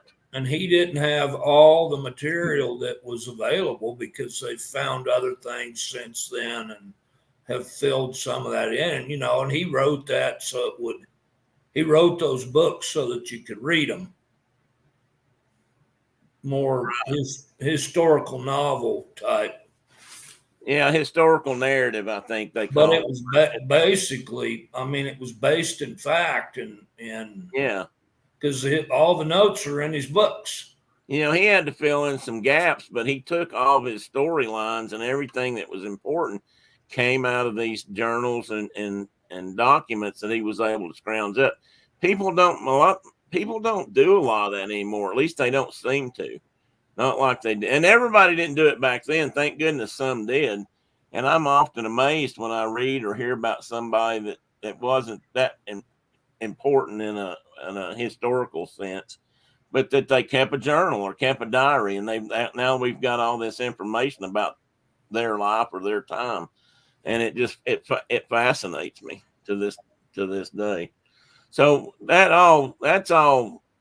Now that's what we wanted to kind of talk about, and we're not through with that. But I do want to show. But this also led me to thinking about ways that our history was captured by artists, and some of our favorite artists, at least mine and Mark's, one or two of them anyway are. But if they're not, they still captured history that we're interested in. And let me see if I can. Brenda, you actually had a grandmother named Aloha. She did. I met her, and I can't remember why she said her father named her that. He just liked it. He just liked the word, I think. It's pretty cool. Yeah, it is kind of cool. All right, how did I do that a minute ago? There they are. Okay. So I'm going to go back now. I'm going to go on to something else, and we're going to talk about some, and we'll probably skim through a lot of these. But I've decided to divide this up, so there'll be multiple Saturday mornings when I'll talk about this. I may do them 3 in a row, and I may not. Well, 3 because that's right now that's what I've got here. But so what I want to talk about today to add to this is a gentleman named George Catlin, and in the lower right, you see 2 images of him. One that he did of himself, I believe that's his lower one. Yep, that's his self-portrait. Yeah, and with one of his subjects. Yeah, and the one in the middle was done by, well, I don't know. Oh, by William Fisk, I believe. So you've got one of each there, but that's George Catlin. The map on the left shows, you can't see it very well, but it shows a lot of the trails or paths he took as he was exploring the West, and he did most of this in the 1820s, 30s, maybe most mid 30s to maybe into the 40s. That's when most of his images are marked, and I've got notes on these, so hopefully I'll be able to read some of these to you, and it won't bore you all to tears. But this was, to me, this was one of the first serious attempts to capture the western part of our nation when it was still pretty wild. And they spent most of their time, thankfully, capturing images of the Native Americans and things they did and how they acted and reacted to, so that we have images of their life. I mean, otherwise we wouldn't know a lot about them. Once we had run them all off or decimated their cultures, there wasn't a whole lot left of that. So thank goodness these guys were out there. But Catlin was one of the first to go out and do this. Probably wasn't the first, but he was one of the first. And these are just some of the images he captured. And this is, I don't know, Shakopay. And this is, he did this, and I think, I didn't put the date on this one. This is an oil painting, but it depicts the indigenous America who was named Shakopay, and that translated out, in best he could tell, into the 6. So it would have been the 30s, probably. Yeah, 1832 to 35, I believe. Because the man's still wearing quill work mostly. Yeah, that's true. Well, that's a good point. See, that's why I bring you along. I'm glad you brung me. Glad you brought me along now, aren't you? Yeah, that's an interesting point, Mark's right, because once the natives started trading with the English and the French, they mostly went to trade beads. Whereas before they used a lot of quill work. They literally used the quills off a porcupine and they dyed them and did different things with them, but they'd flatten them out and use them to make designs. And that's, a lot of people don't even realize that's what they did or what it is. But, and they had other things, rock, different kinds of stone and things that they used to make their baubles and such, but they really switched over to the glass beads, which weren't they they were Eastern European and Italian, weren't they, Mark, usually? Yeah, That's Czechs, not really important. Czechs and Italian. Czechs, yeah. So anyway, so he captured some of these individuals at that time period. While Rosh Nisha, who was called the Surrounder, by his people, and he was chief of the Oto tribe, which I don't know much about. Look at those claws he's got on him. Those are probably Plains grizzly bear claws. Well, Yeah, but they're as long as they are. I would say they are. yeah, they were like, these folks lived in like eastern Nebraska and western Iowa and kind of that part of the world. And these were the people that were being pushed west all the time. And there's forebears.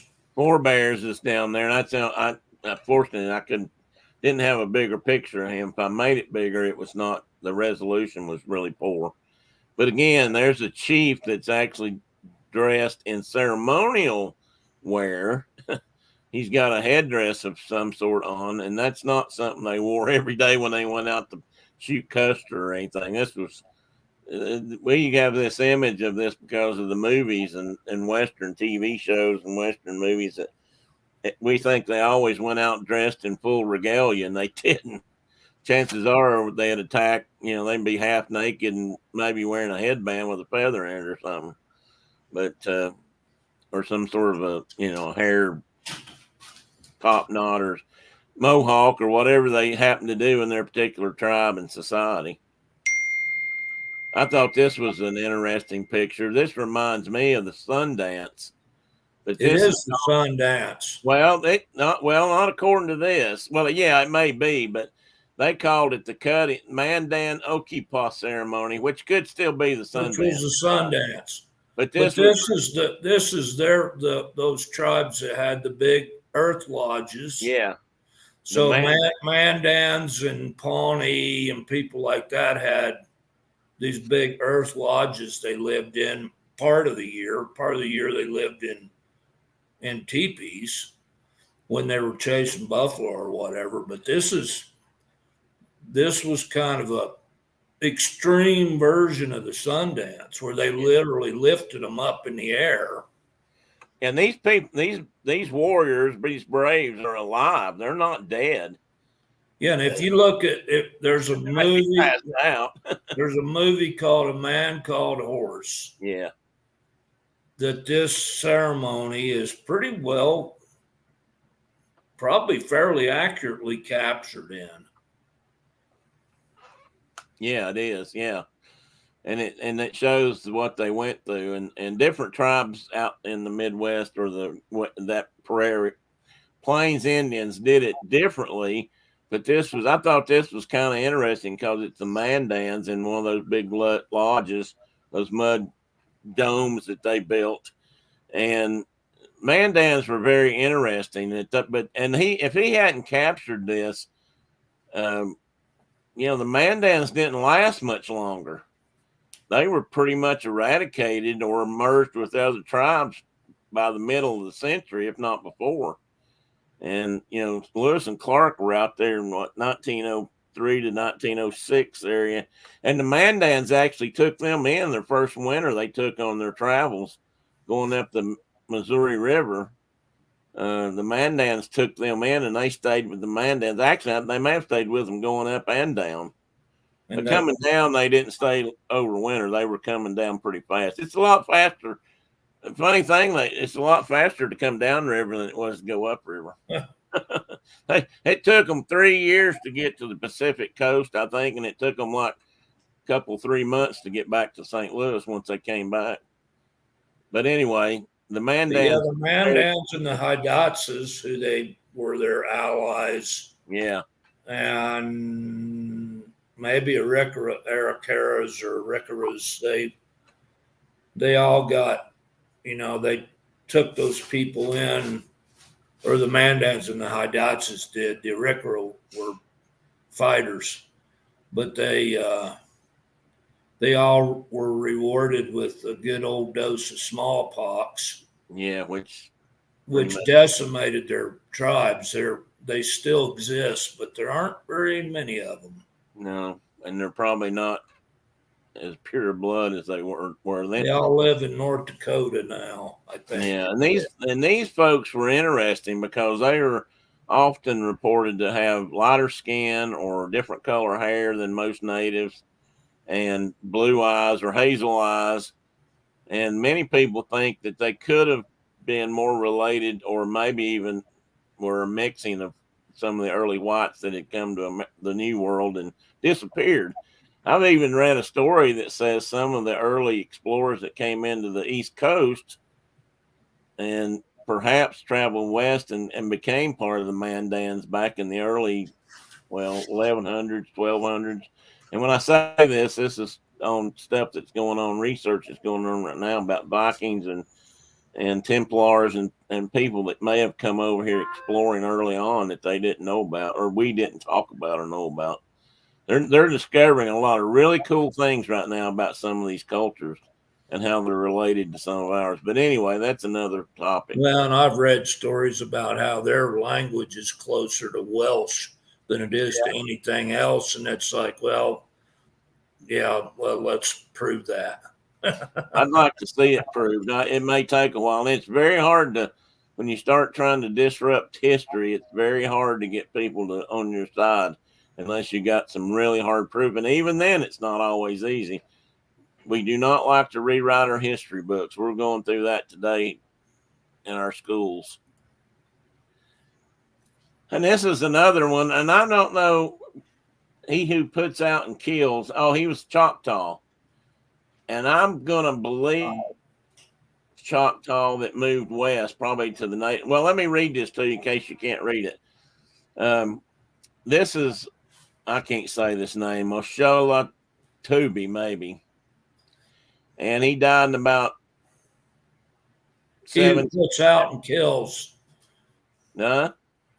He who puts out and kills. That's his name. And he was a chief of the Choctaw Oklahoma group or whatever that is. And he was one of the three. That was one of the three major Choctaw divisions who lived in the southeast, now Alabama, Mississippi. And some of these folks, and you can see here, Chief Greenwood LaFleur, he had actually taken a more Americanized or French and Americanized name, which some of them did. And a lot of these southeastern Indians had actually taken up once the wars had fought and they'd been subdued. A lot of them were white. Well, yeah, that's true too. Or half Scot or whatever.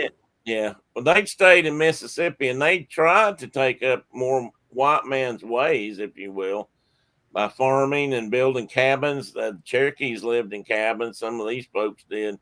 But anyway, it in the end, it didn't pay off. But in 1812, for example, this particular chief led his warriors to assist Andrew Jackson in the war against the Creek Red Sticks, which is known as the Creek Wars. And when I say if the good Lord's willing and the creek don't rise, that's what I'm talking about. Yeah, it ain't got nothing to do with water. Nothing to do with water. It all had to do with the Creek Wars. And they went. This is one of the guys I think, Mark, they talk about in the Outlaw Josie Wells. He was one of the three principal chiefs who led a delegation to Washington, trying to get help from Washington, the Great Father, if you will, who from the encroachment of the American settlers. And one of them was 80 years old when they left for this journey, and he died before they got there. And one of the other ones died of smallpox while he was there. So this chief was the only one that really survived the trip.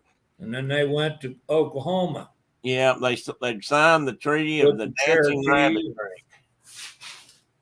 Cherokee. Creek. This particular chief signed the Treaty of Dancing Rabbit Creek, is how they knew it, and it ceded all their land in Mississippi and Alabama, and they got a chunk of land in the Indian Territories in Oklahoma, which was probably nothing like they lived in Alabama or Mississippi, and they got moved off. Some didn't go, just like the Cherokees. Some of these folks stayed. They hid out in the mountains or the woods and stayed down there until it wasn't such an issue again. But this was a different part of the Trail of Tears, actually. I like this one, Mark. I knew you would like this one. This was one where he painted some Comanche and some of their feet on the back of a horse as they're practicing or demonstrating to him. They're riding down on the side of the horse. That protects them from, somebody shooting from the other side. They're shooting with bows. They've got lances. The Comanche and the Apache were supposed to be really great horsemen.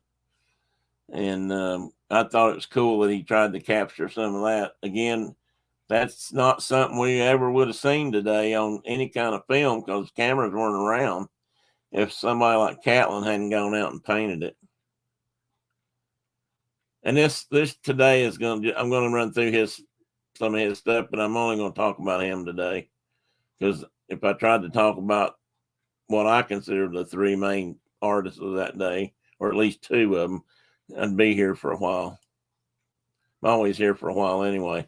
Now I've got some women who were important that he took pictures of. The first one up here, this is number 1, 2, 3, 4, and 5. She's a Wichita woman.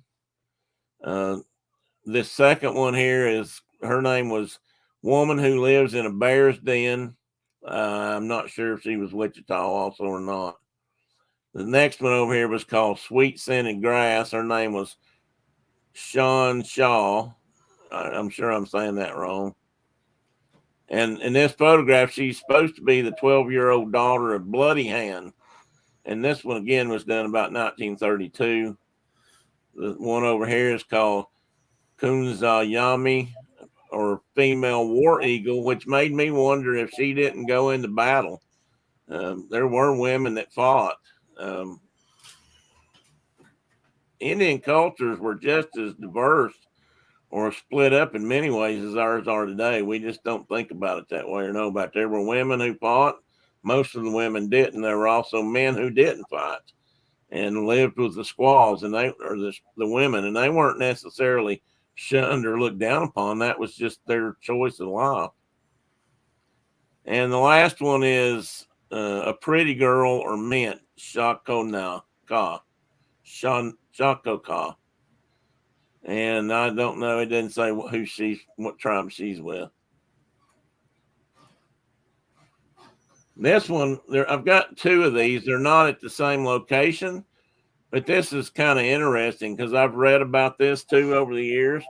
This is what they called a ball play, or they're getting ready to play a game that a lot of the native tribes played, and it's very similar to what we call lacrosse today, and maybe a combination of lacrosse and field hockey. And what's the one they play in Ireland where they beat each other to death with a stick? Oh, this is lacrosse. Yeah, well, this is where lacrosse came from. Yeah, I know. That's what I was trying to say.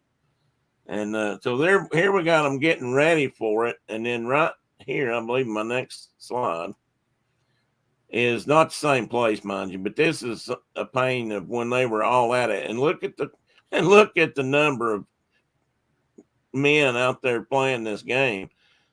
there might be 3 or 4 tribes gathered, or 3 or 4 groups of the same tribe gathered up in a given place when they do these games, and there might be hundreds of warriors out there, playing ball. And I have to assume that there weren't any referees out there blowing whistles. I don't know how they regulated it, but some of the games went on for like days.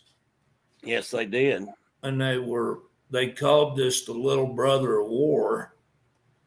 And it was kind of training for. Yeah, it was a way to have fun with the ball and maybe get your head split open at the same time. A stick, yeah, a ball and a stick. And apparently, at least in some of the people, if you were crippled in playing this game, you were honored just like you had been in war, badly injured in war. You think about it. The other thing I was trying to remember was hurling, which is still a huge thing in Ireland. Every year they have the national hurling contest or games, and they're very similar to this in a way. They play with a shorter stick or bat or whatever they call it. They have a ball, and it's a really big deal. And I can remember many years ago, I was a young kid, and the wide world of sports. And I can remember Kurt Gowdy, or one of those guys that used to do that sort of thing. Maybe it wasn't Kurt Gowdy, but it's one of those guys that for many, many years was kind of like the voice of sports on TV. They sell. Yeah, well, it wasn't him, but it was people that age. They were trying to describe the game of hurling in Ireland, and basically what I saw, I watched some of that. They never showed it again that I'm aware of, because they were just beating each other about the head and shoulders with a bat. And there were guys would fall down with bleeding, their heads were split open. Of course, if anybody listened to Carl Lewis, we know that bleeding don't have nothing to do with playing ball. Or run.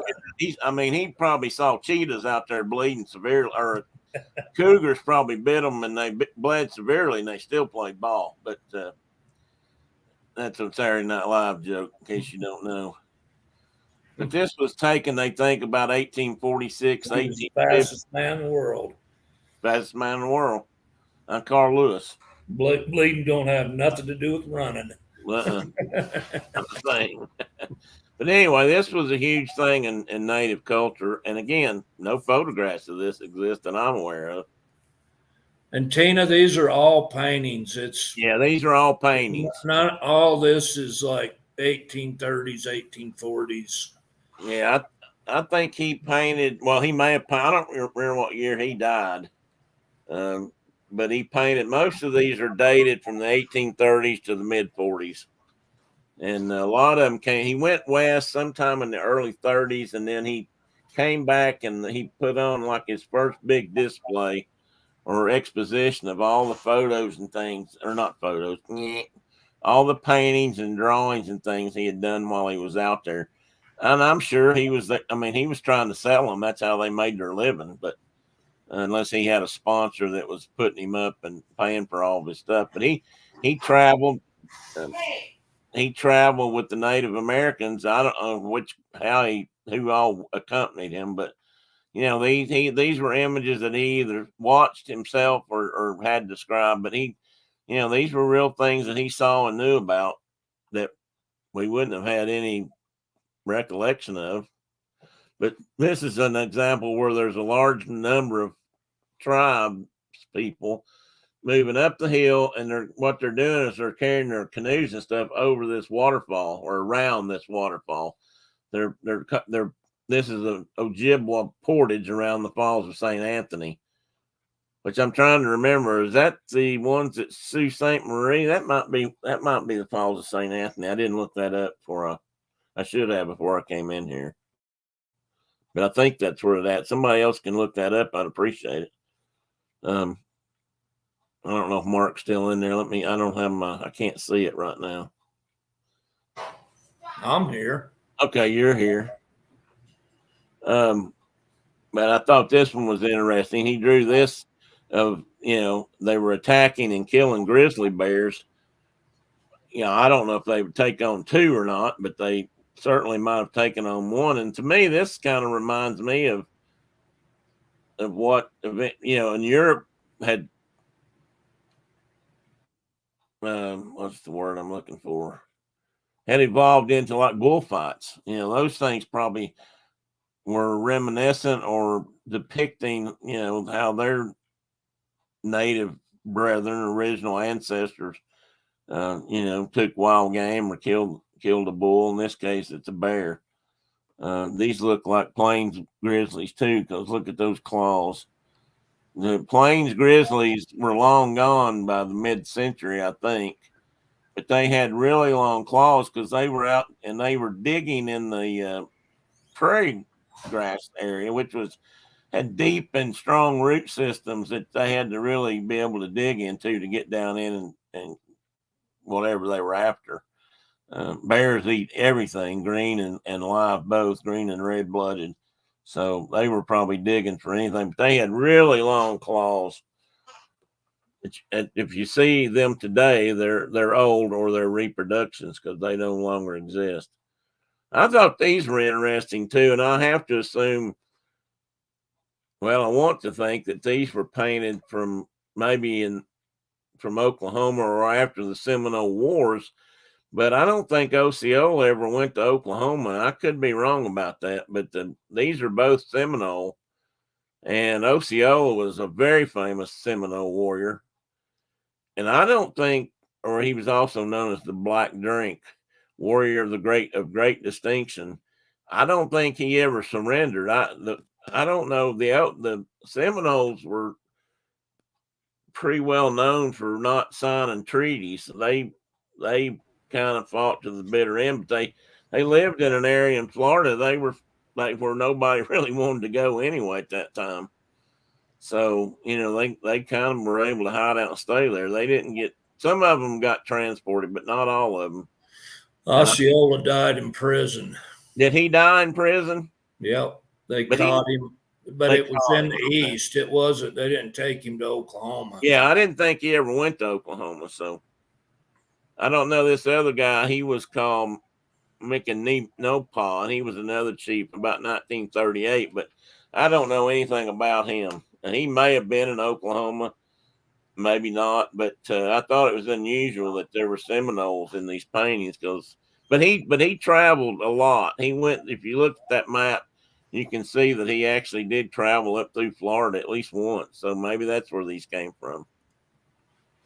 And I'm kind of at the end here, and this is the south side of Buffalo Island.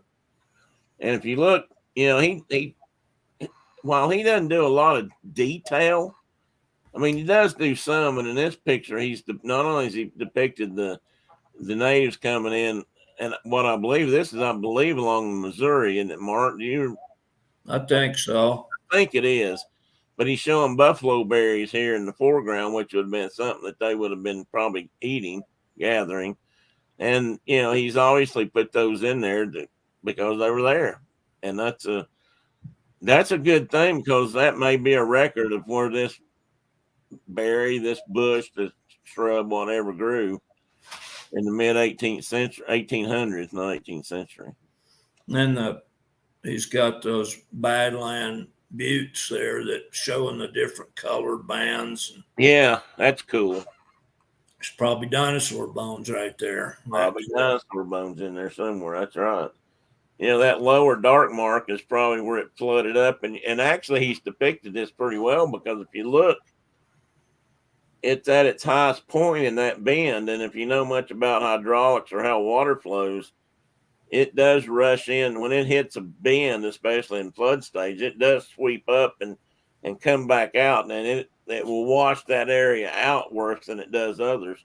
So it tends to enlarge the bends as it goes. It's also why why the Missouri was always known as the Big Muddy, because it was muddy and treacherous. It had lots of logs in it. I think that is the last one. I don't think I snuck in I didn't sneak in anything behind this. So let me turn this off. Nope, wrong way. Nothing up my sleeve. Watch me pull a rabbit out of my hat. Better get a new hat. You got the wrong hat. Okay, there we go. And Brenda, I didn't realize I had you on screen that long.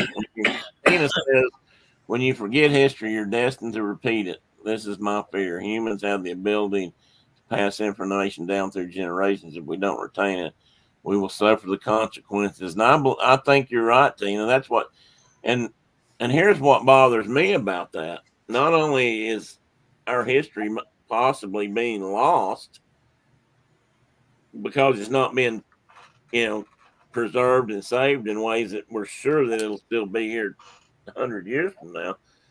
But people nowadays, and this is not just the kids of today, but it goes back at least one generation. Most of them don't give a rat's butt about history. They don't. They think it's just, I don't know. They just don't. It's not a big deal. It seems to be not very important to a lot of people, and I think you're right. I think this is exactly how we forget what happened, what was bad, and what was good. What is Brenda saying? Which word or who are you talking about? Oh, I guess she's talking about her grandmother still. But I did not know that. I thought it was a creek. I guess she's talking about the river. All about the creek rising.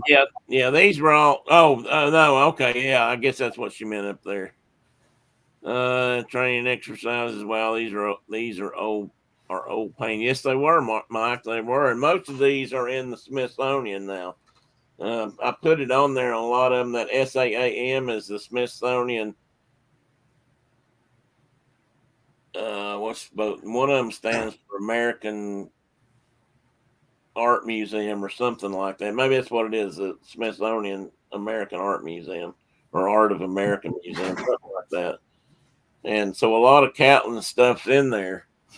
And, I can't say Catlin's my favorite artist from that period, but he certainly is one of the important guys that went out there, and he was one of the first ones to go out. The other two that I want to talk about to some extent are Remington and primarily our other buddy, Charlie Russell. Russell. But I don't know, did Russell, he got into this century, or not this century, but the last one, didn't he go? He was in the from the late 1800s to early 1900s, wasn't he? Which yeah, so was Remington. I was going to say, and so was Remington. So they were kind of, the guy that was Catlin's contemporary, just after him, because Catlin was the first. And then the guy that was his contemporary was a guy named Carl Bodmer. Yeah, that's did beautiful painting. Catlin did much more volume and covered more lifestyle, and here's a buffalo hunt, and here's Comanches on horseback, and here's, he did like action paintings, not totally, but mostly. Right. And then Bodmer did pretty much just portraits of individuals. But that's important. And I know, and there's another one I'll probably. And they're really detailed. They're really detailed. I have one of each hanging in my living room right now. One of both artists, you mean? One of both. I've got two of my favorite paintings, and they're both portraits, but they're one's by Catlin, one's by Bodmer. And they're originals. I just found them in a closet. No, they're not originals. I was about to call you on that, but I wanted to hear the whole story first. But they are pretty cool. I saw something else down here that I wanted to put in. What's Diana saying? I don't know if that's true about kids in history. I think the kids are tired of the curriculum they teach in school. Some stuff over and over again, and there's so much more to learn. I don't disagree with you there, Diana. I was one of those kids that craved it. I loved history, I loved history since I was a wee tyke. I mean, history books, stories about our history were some of the first books I ever read that I picked out of the library and took home and read. And I guess that's what got me hooked right away. And after that, that's just, I mean, that was almost all I read for years was something that had to do with history, be it fictional or true or based on real things or whatever. And so there could be some truth in that because we never seem to get, I mean, in our case, Mark can either say he got more or less, but in history in high school, we got lucky if we ever got past the Civil War. And That's as far as we ever got. so we never got into the, this last century.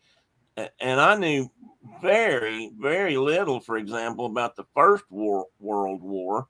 And my grandfather was in that war. And I would like to know a whole lot more about what he did there, if he was in any of the battles or if he was just in the background. I don't know exactly when he got there.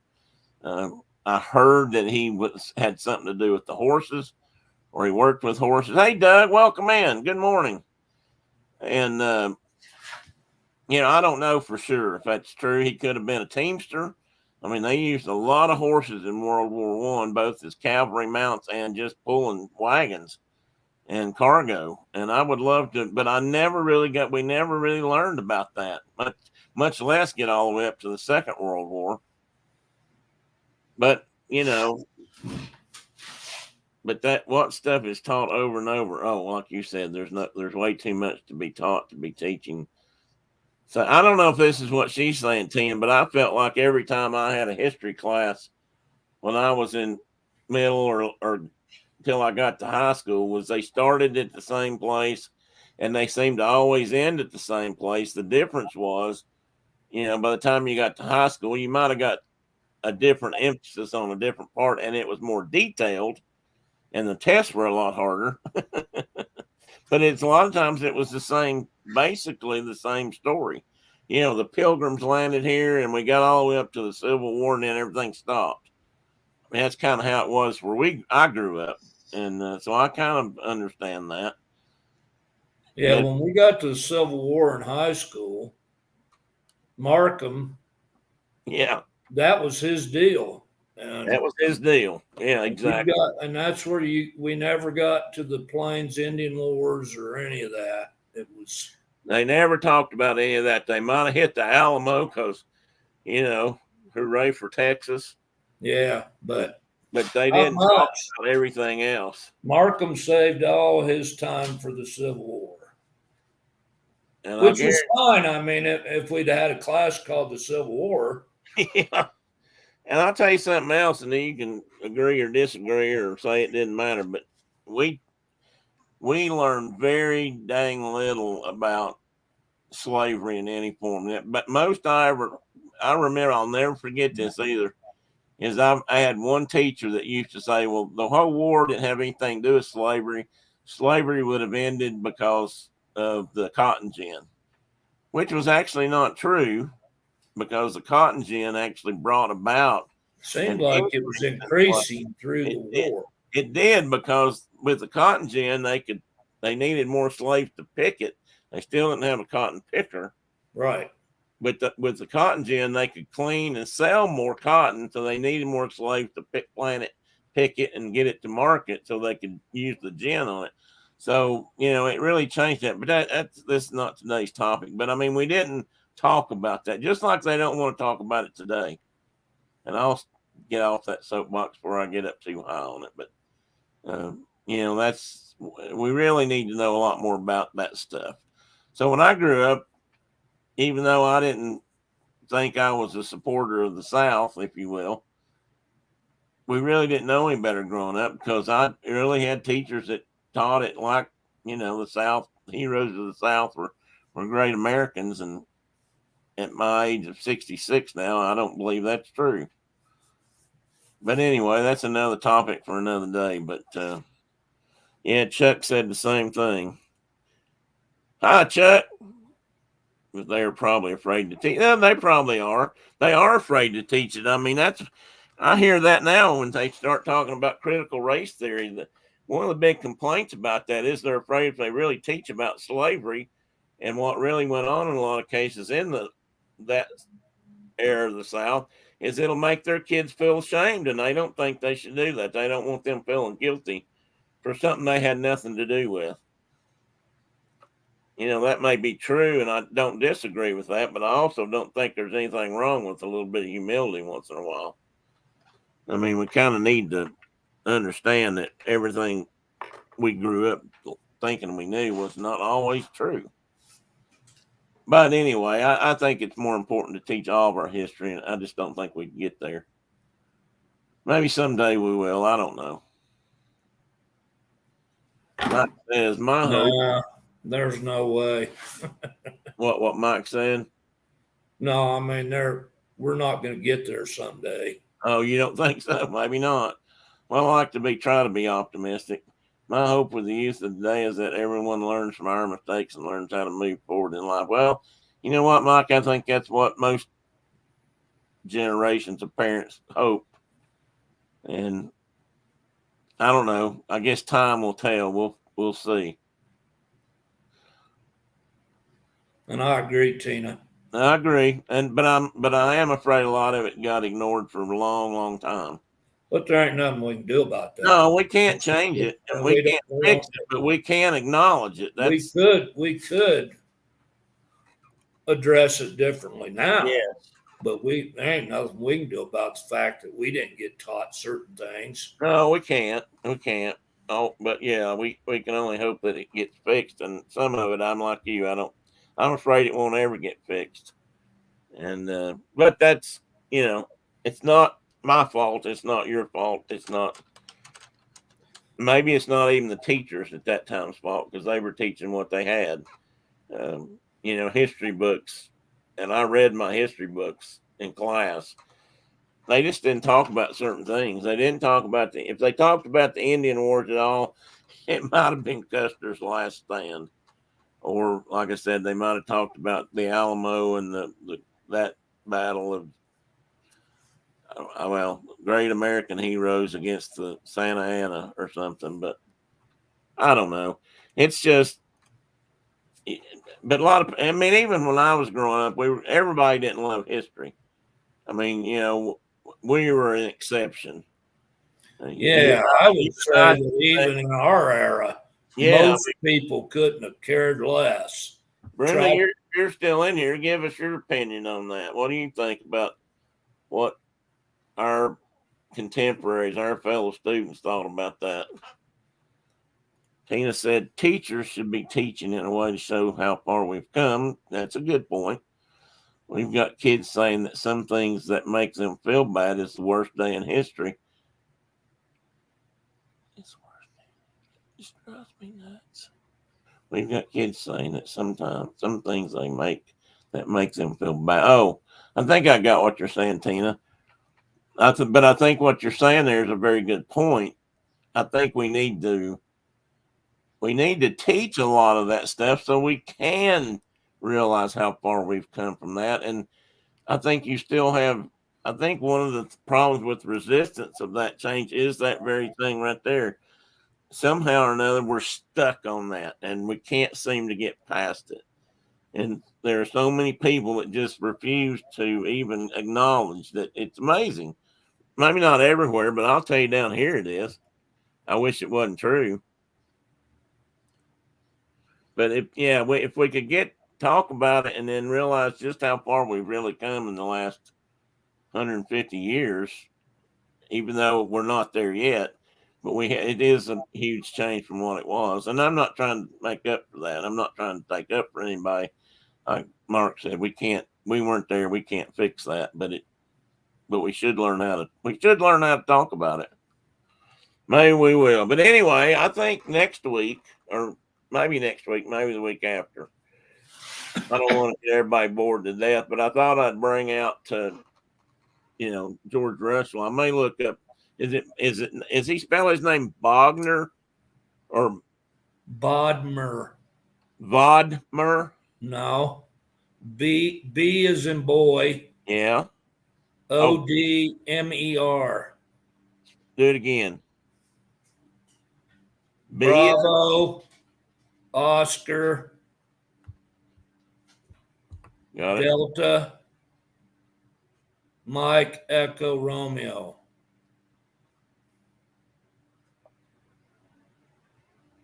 Oh, Romeo. And his first name was Carl with a K. Okay. I think I had that. Because I think he's from, well, I can't remember where he's from, Belgium or. Probably in that part of the world. Yeah, I think he was. Hell, you are too. Huh? I said you are too, sort of. From Belgium? Well, Germany, that part of the world is all I'm saying. Well, one There's a little lot of side of my Germanic. family is. Yeah, well, that's what I meant. The Germanic, Most of them are not, but some of them are. but some of them were Austria, That's and where your maybe he was source. Austrian. Excuse Which me. every time I hear Austrian, I think of Dumb and Dumber. Throw another shrimp on the bobby. G'day, mate.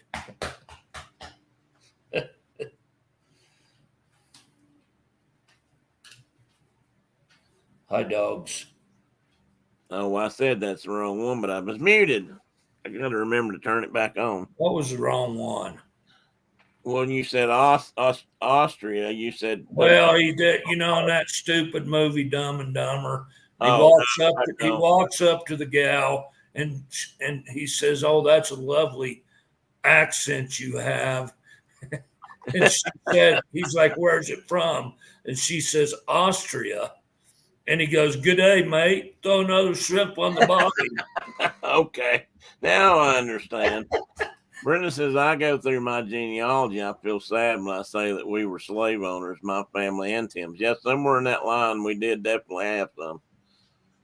Interesting thing, most of my family, at least, fought for the North in the Civil War. So, well, good morning, Michelle. Welcome. Good to see you. No, you didn't miss us. We're right here. We're still hanging in there. What time is it? Oh, it's at, well, I see why you might have thought that, but, you know, we kind of tend to hang around for a while in this morning chat. If we went to the coffee run out, we'd be here the rest of the day. Well, maybe not, but we've had a pretty good discussion about trying to save our history and how we record history and how we've done it in the past and how we're doing it today. You know, we're even early man tried to figure out a way to pass it down. They drew on cave walls. They didn't just do that. Well, they probably did it to help themselves too, but that wasn't just about, because they were bored and had nothing else to do. The thing to remember that grow from is that you aren't now, and you're sad about your history and about to never allowed to re-enter your family history. That's well said. And Mike says, Michelle, watch the replay. It was pretty funny this morning at the beginning of the stream about farmers markets. Yes, it was. It was. And it was mostly about Mike, but I was the one that about lost my lungs laughing. We fixed that in our immediate family. I made sure to correct the things that my father would say in front of my children. Yeah, we did. And that was a tough one because he was pretty free with some of that stuff. He'd share. I was thinking that, Mike, I will be team replay. Well, you ought to do that because you might find that part more enjoyable than, the rest of it. I thought it was pretty funny. I'd love to have been there. I think if I'd been there, we'd had a little bit more trouble or fun. We would have captured some of it digitally and then tried to figure out how to keep it around. How to save it, which also brings me to another point, since we're still talking about, is that one of the things I want to do, and this is going to become a job or a mission for me because I'm going to do it and I'm going to help you do it. But I'm going to buy something to help me digitize my slides and all that kind of stuff, and at least do that and get them saved on a memory stick or a CD-ROM or something, or both probably, so that they don't just get lost in my closet forever and nobody ever sees them or nothing's ever said, or those kind of things don't go away. You and I and Phil and your dad made a great trip up to the Boundary Waters, I don't have a single photo of that, not one. I took maybe hundreds of photos on that trip, and they're all slides. I don't know if I But shot I any don't have nothing from that trip. So, I want to get that kind of stuff. Well, if I get them digitized, you'll have them, brother. I promise. I still have the map Yeah, me too. I got the map. it's hanging in my shop right now. Well, I want to frame mine. I've got mine. That was the neatest map. They were kind of like a heavy part of paper. They were like almost like a cloth in there. Yeah, yeah. Mine was folded and unfolded so many times that it saw better days probably, but I'm just trying to catch up, Bruno. I'm shutting down the speech without learning from is part of my concern. I hope you taught your children. Yeah, we did, Tina. We worked hard on that, and sometimes we had to. That went pretty deep. Oh, Doug's here. Yeah, Doug, you need to watch that part too. Make sure you watch the early. I don't know if somebody can tell them about where it was at. If you just want to laugh for a little bit, you can just watch that part. And Brenda says, I taught my children in front of my father, whom I corrected because I had heard all those things my whole life and I hated them. Interesting thing about that, Brenda, I never asked you this, but what about his brothers and sisters? Were they all the same? I mean, did they, feel the same and do that? I don't remember them being that way quite.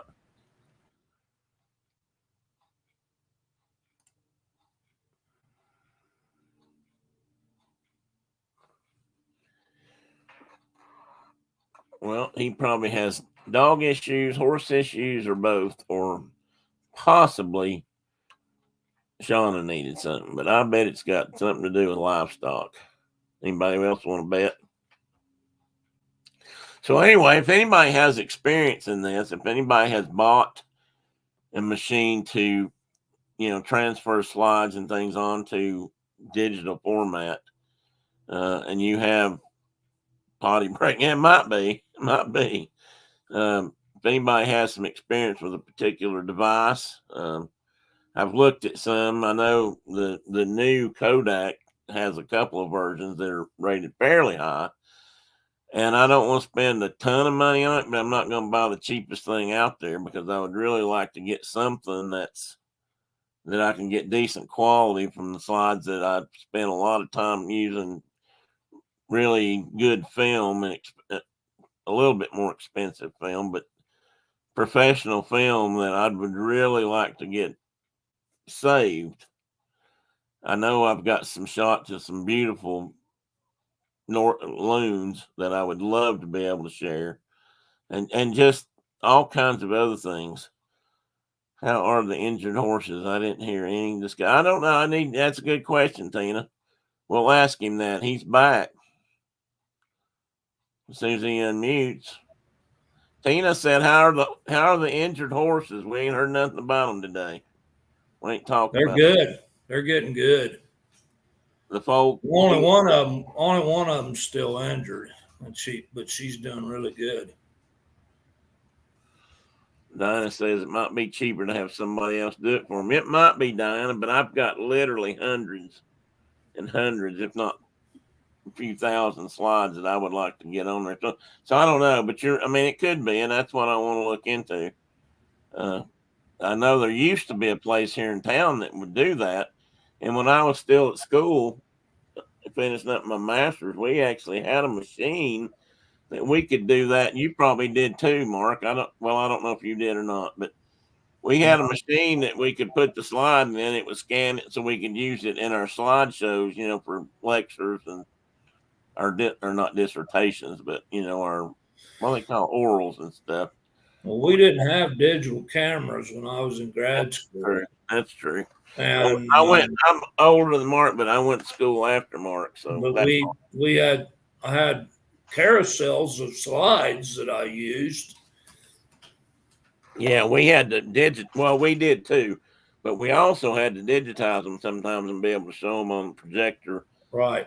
that was already set up in some of the classrooms, and run it through that kind of a system. And so that if that was the case, you had to go somewhere and get those slides copied in, or photographs, whichever you had, and have them made slides of. And we had a machine that did that. It was like a big copy machine, as I recall, but you had two or three other options of how you could use it, and one of them was the print, the image got transferred into a digital format, so it didn't get printed. You probably could have printed it too, but anyway, I want to look into that. I'm going to figure out how to do that. That may become my next job in my life, to make sure I get all that. And you've got some, your dad has some. I mean, honest to God, buddy, we ought to probably try to save those too, because your dad's got some stuff that's historic. He's got thousands of slides. He took a lot of slides when he was in Vietnam. I mean, those ought to be kept too. I mean, all that needs to be kept. And we need to figure out ways to hang on to some of that stuff. We probably both need to go up there and sit down with him and talk about a lot of that shit again, or not. Well, whatever he wants to talk about, just so we can write it down, make sure it don't go away. Because we talk about World War II vets being slowly dying off, for lack of a better word. Well, Vietnam won't be far behind, if you think about it. 20 years maybe, but that's not a long time. And when you get to that age, I can tell you. So Mike asked about Bigfoot and moose. I haven't seen any big feet lately. I don't even see that. Where is that, Mike? It's up above, but we have moose. Yeah, Mark showed me a picture of a cow just out from his house the other day, kind of hidden in the willows. You could just see the top of her head and her back. Her hump was showing. But not Bigfoot. But I don't think you've seen Bigfoot out there lately, have you? No, haven't seen him. The last time he came through, Mark invited him in for breakfast, and they sat down and talked over eggs and gravy, but biscuits and gravy. But I don't know. I don't know if you got any photos. He's pretty camera shy. And I've never seen Mrs. Bigfoot. Okay, that went quiet, but I don't see his mute button. Or see his, there it is. There it is.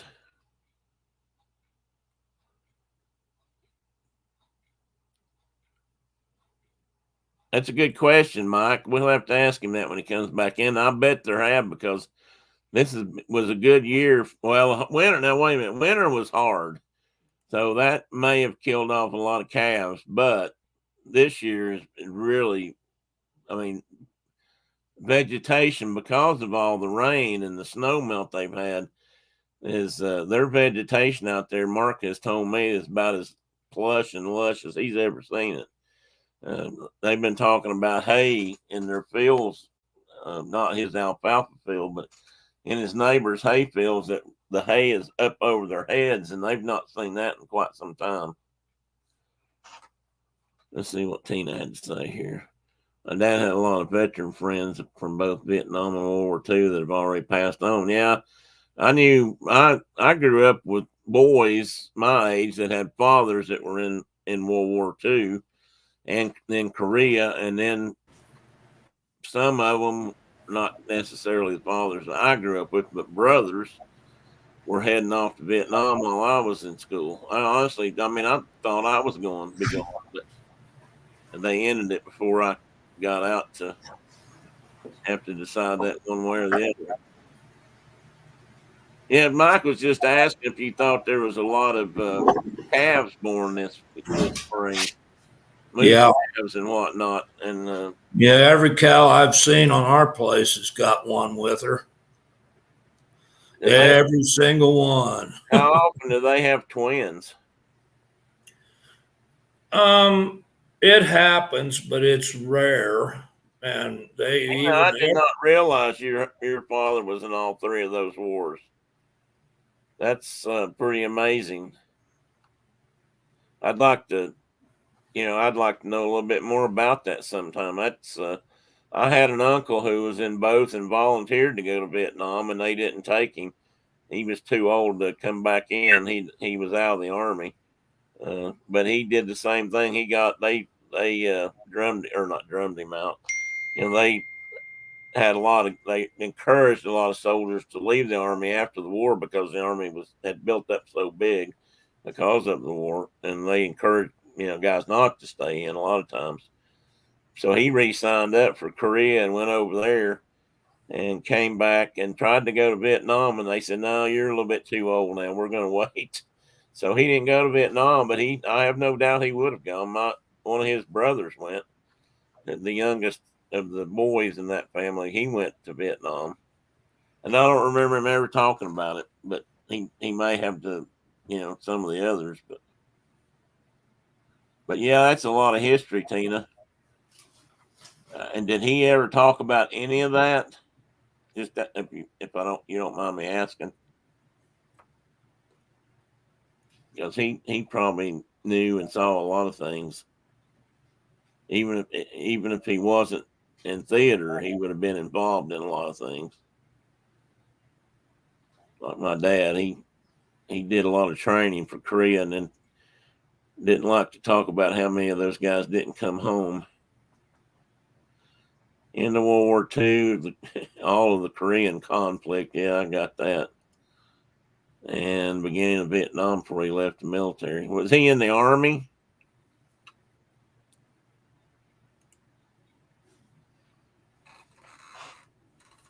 And I never got to ask my uncle, what made what the word we use a lot of times is what made him go back in or want to keep going back in, but I don't know if that's the way to put it. He wasn't made to. He volunteered to, but he never really had a home life much.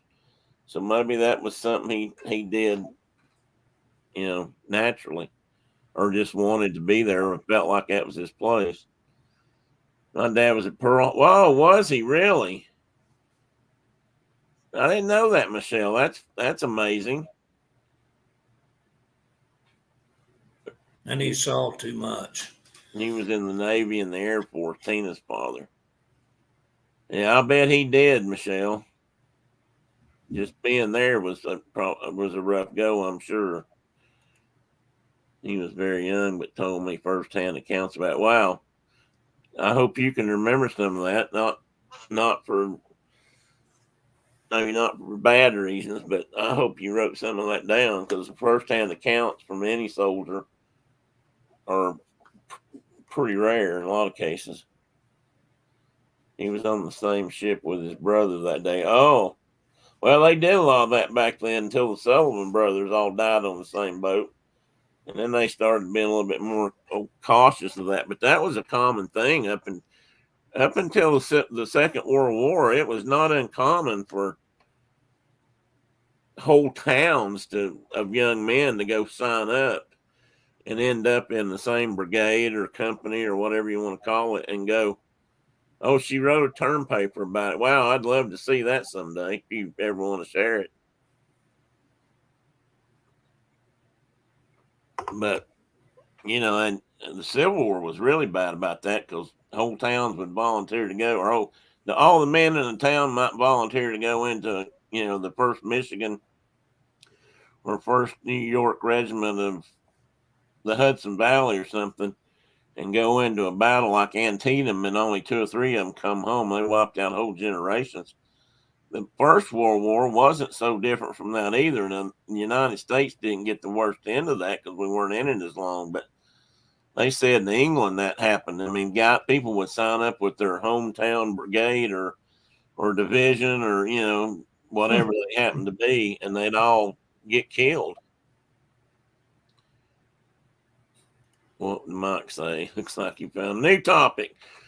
Okay, we'll stop, Mike. I think that's a big old hint to shut my yap, and I probably should. I'm sure I everybody's. got to go to the feed store anyway. So Oh yeah, what are you buying today? Chicken food, horse food, cow chicken food, food? horse food, dog food, Yep, that's the thing about having 40 and dollars. wild bird seed.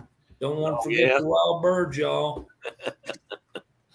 I got to go put some more out on mine today. I put some out yesterday, but I need to fill up another feeder. Never thought I would feed birds year round, but I do.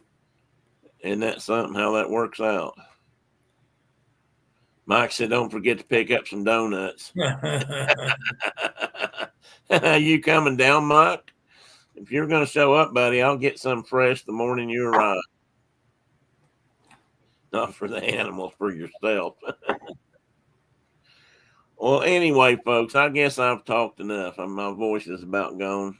Mark's got to go buy feed. I'm sure you guys have something else to do. Every man between 15 and 105 died and left a woman with no men in the villages. That's very true. That happened way too often. My feed store is Costco. I don't think you, Mark, probably don't have a Costco.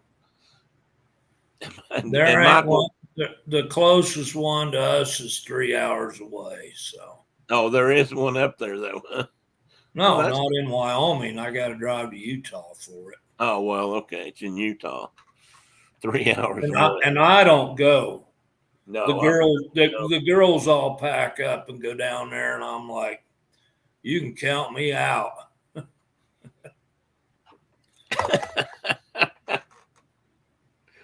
I don't blame you, buddy. I do I not don't. blame I shop in Kimmer. you. We've got. He goes into the very first penny store. Um, I go to the Baumgars, and that's about it. they. Oh, what am I trying to say here? We have a Costco here, and before it came here, I always wanted to go check it out just because I'd heard a lot about it. I've never been. It's been here several years now, and I have never Ah, been in it. you've never been to it. No, I've never been to it. But I don't get out a lot anyway anymore. So, yeah, Brenda, I don't think Brenda's ever been in it. She might have. I haven't been in a Sam's Club in even longer than that I recall. But then again, I don't go into Walmart either. So,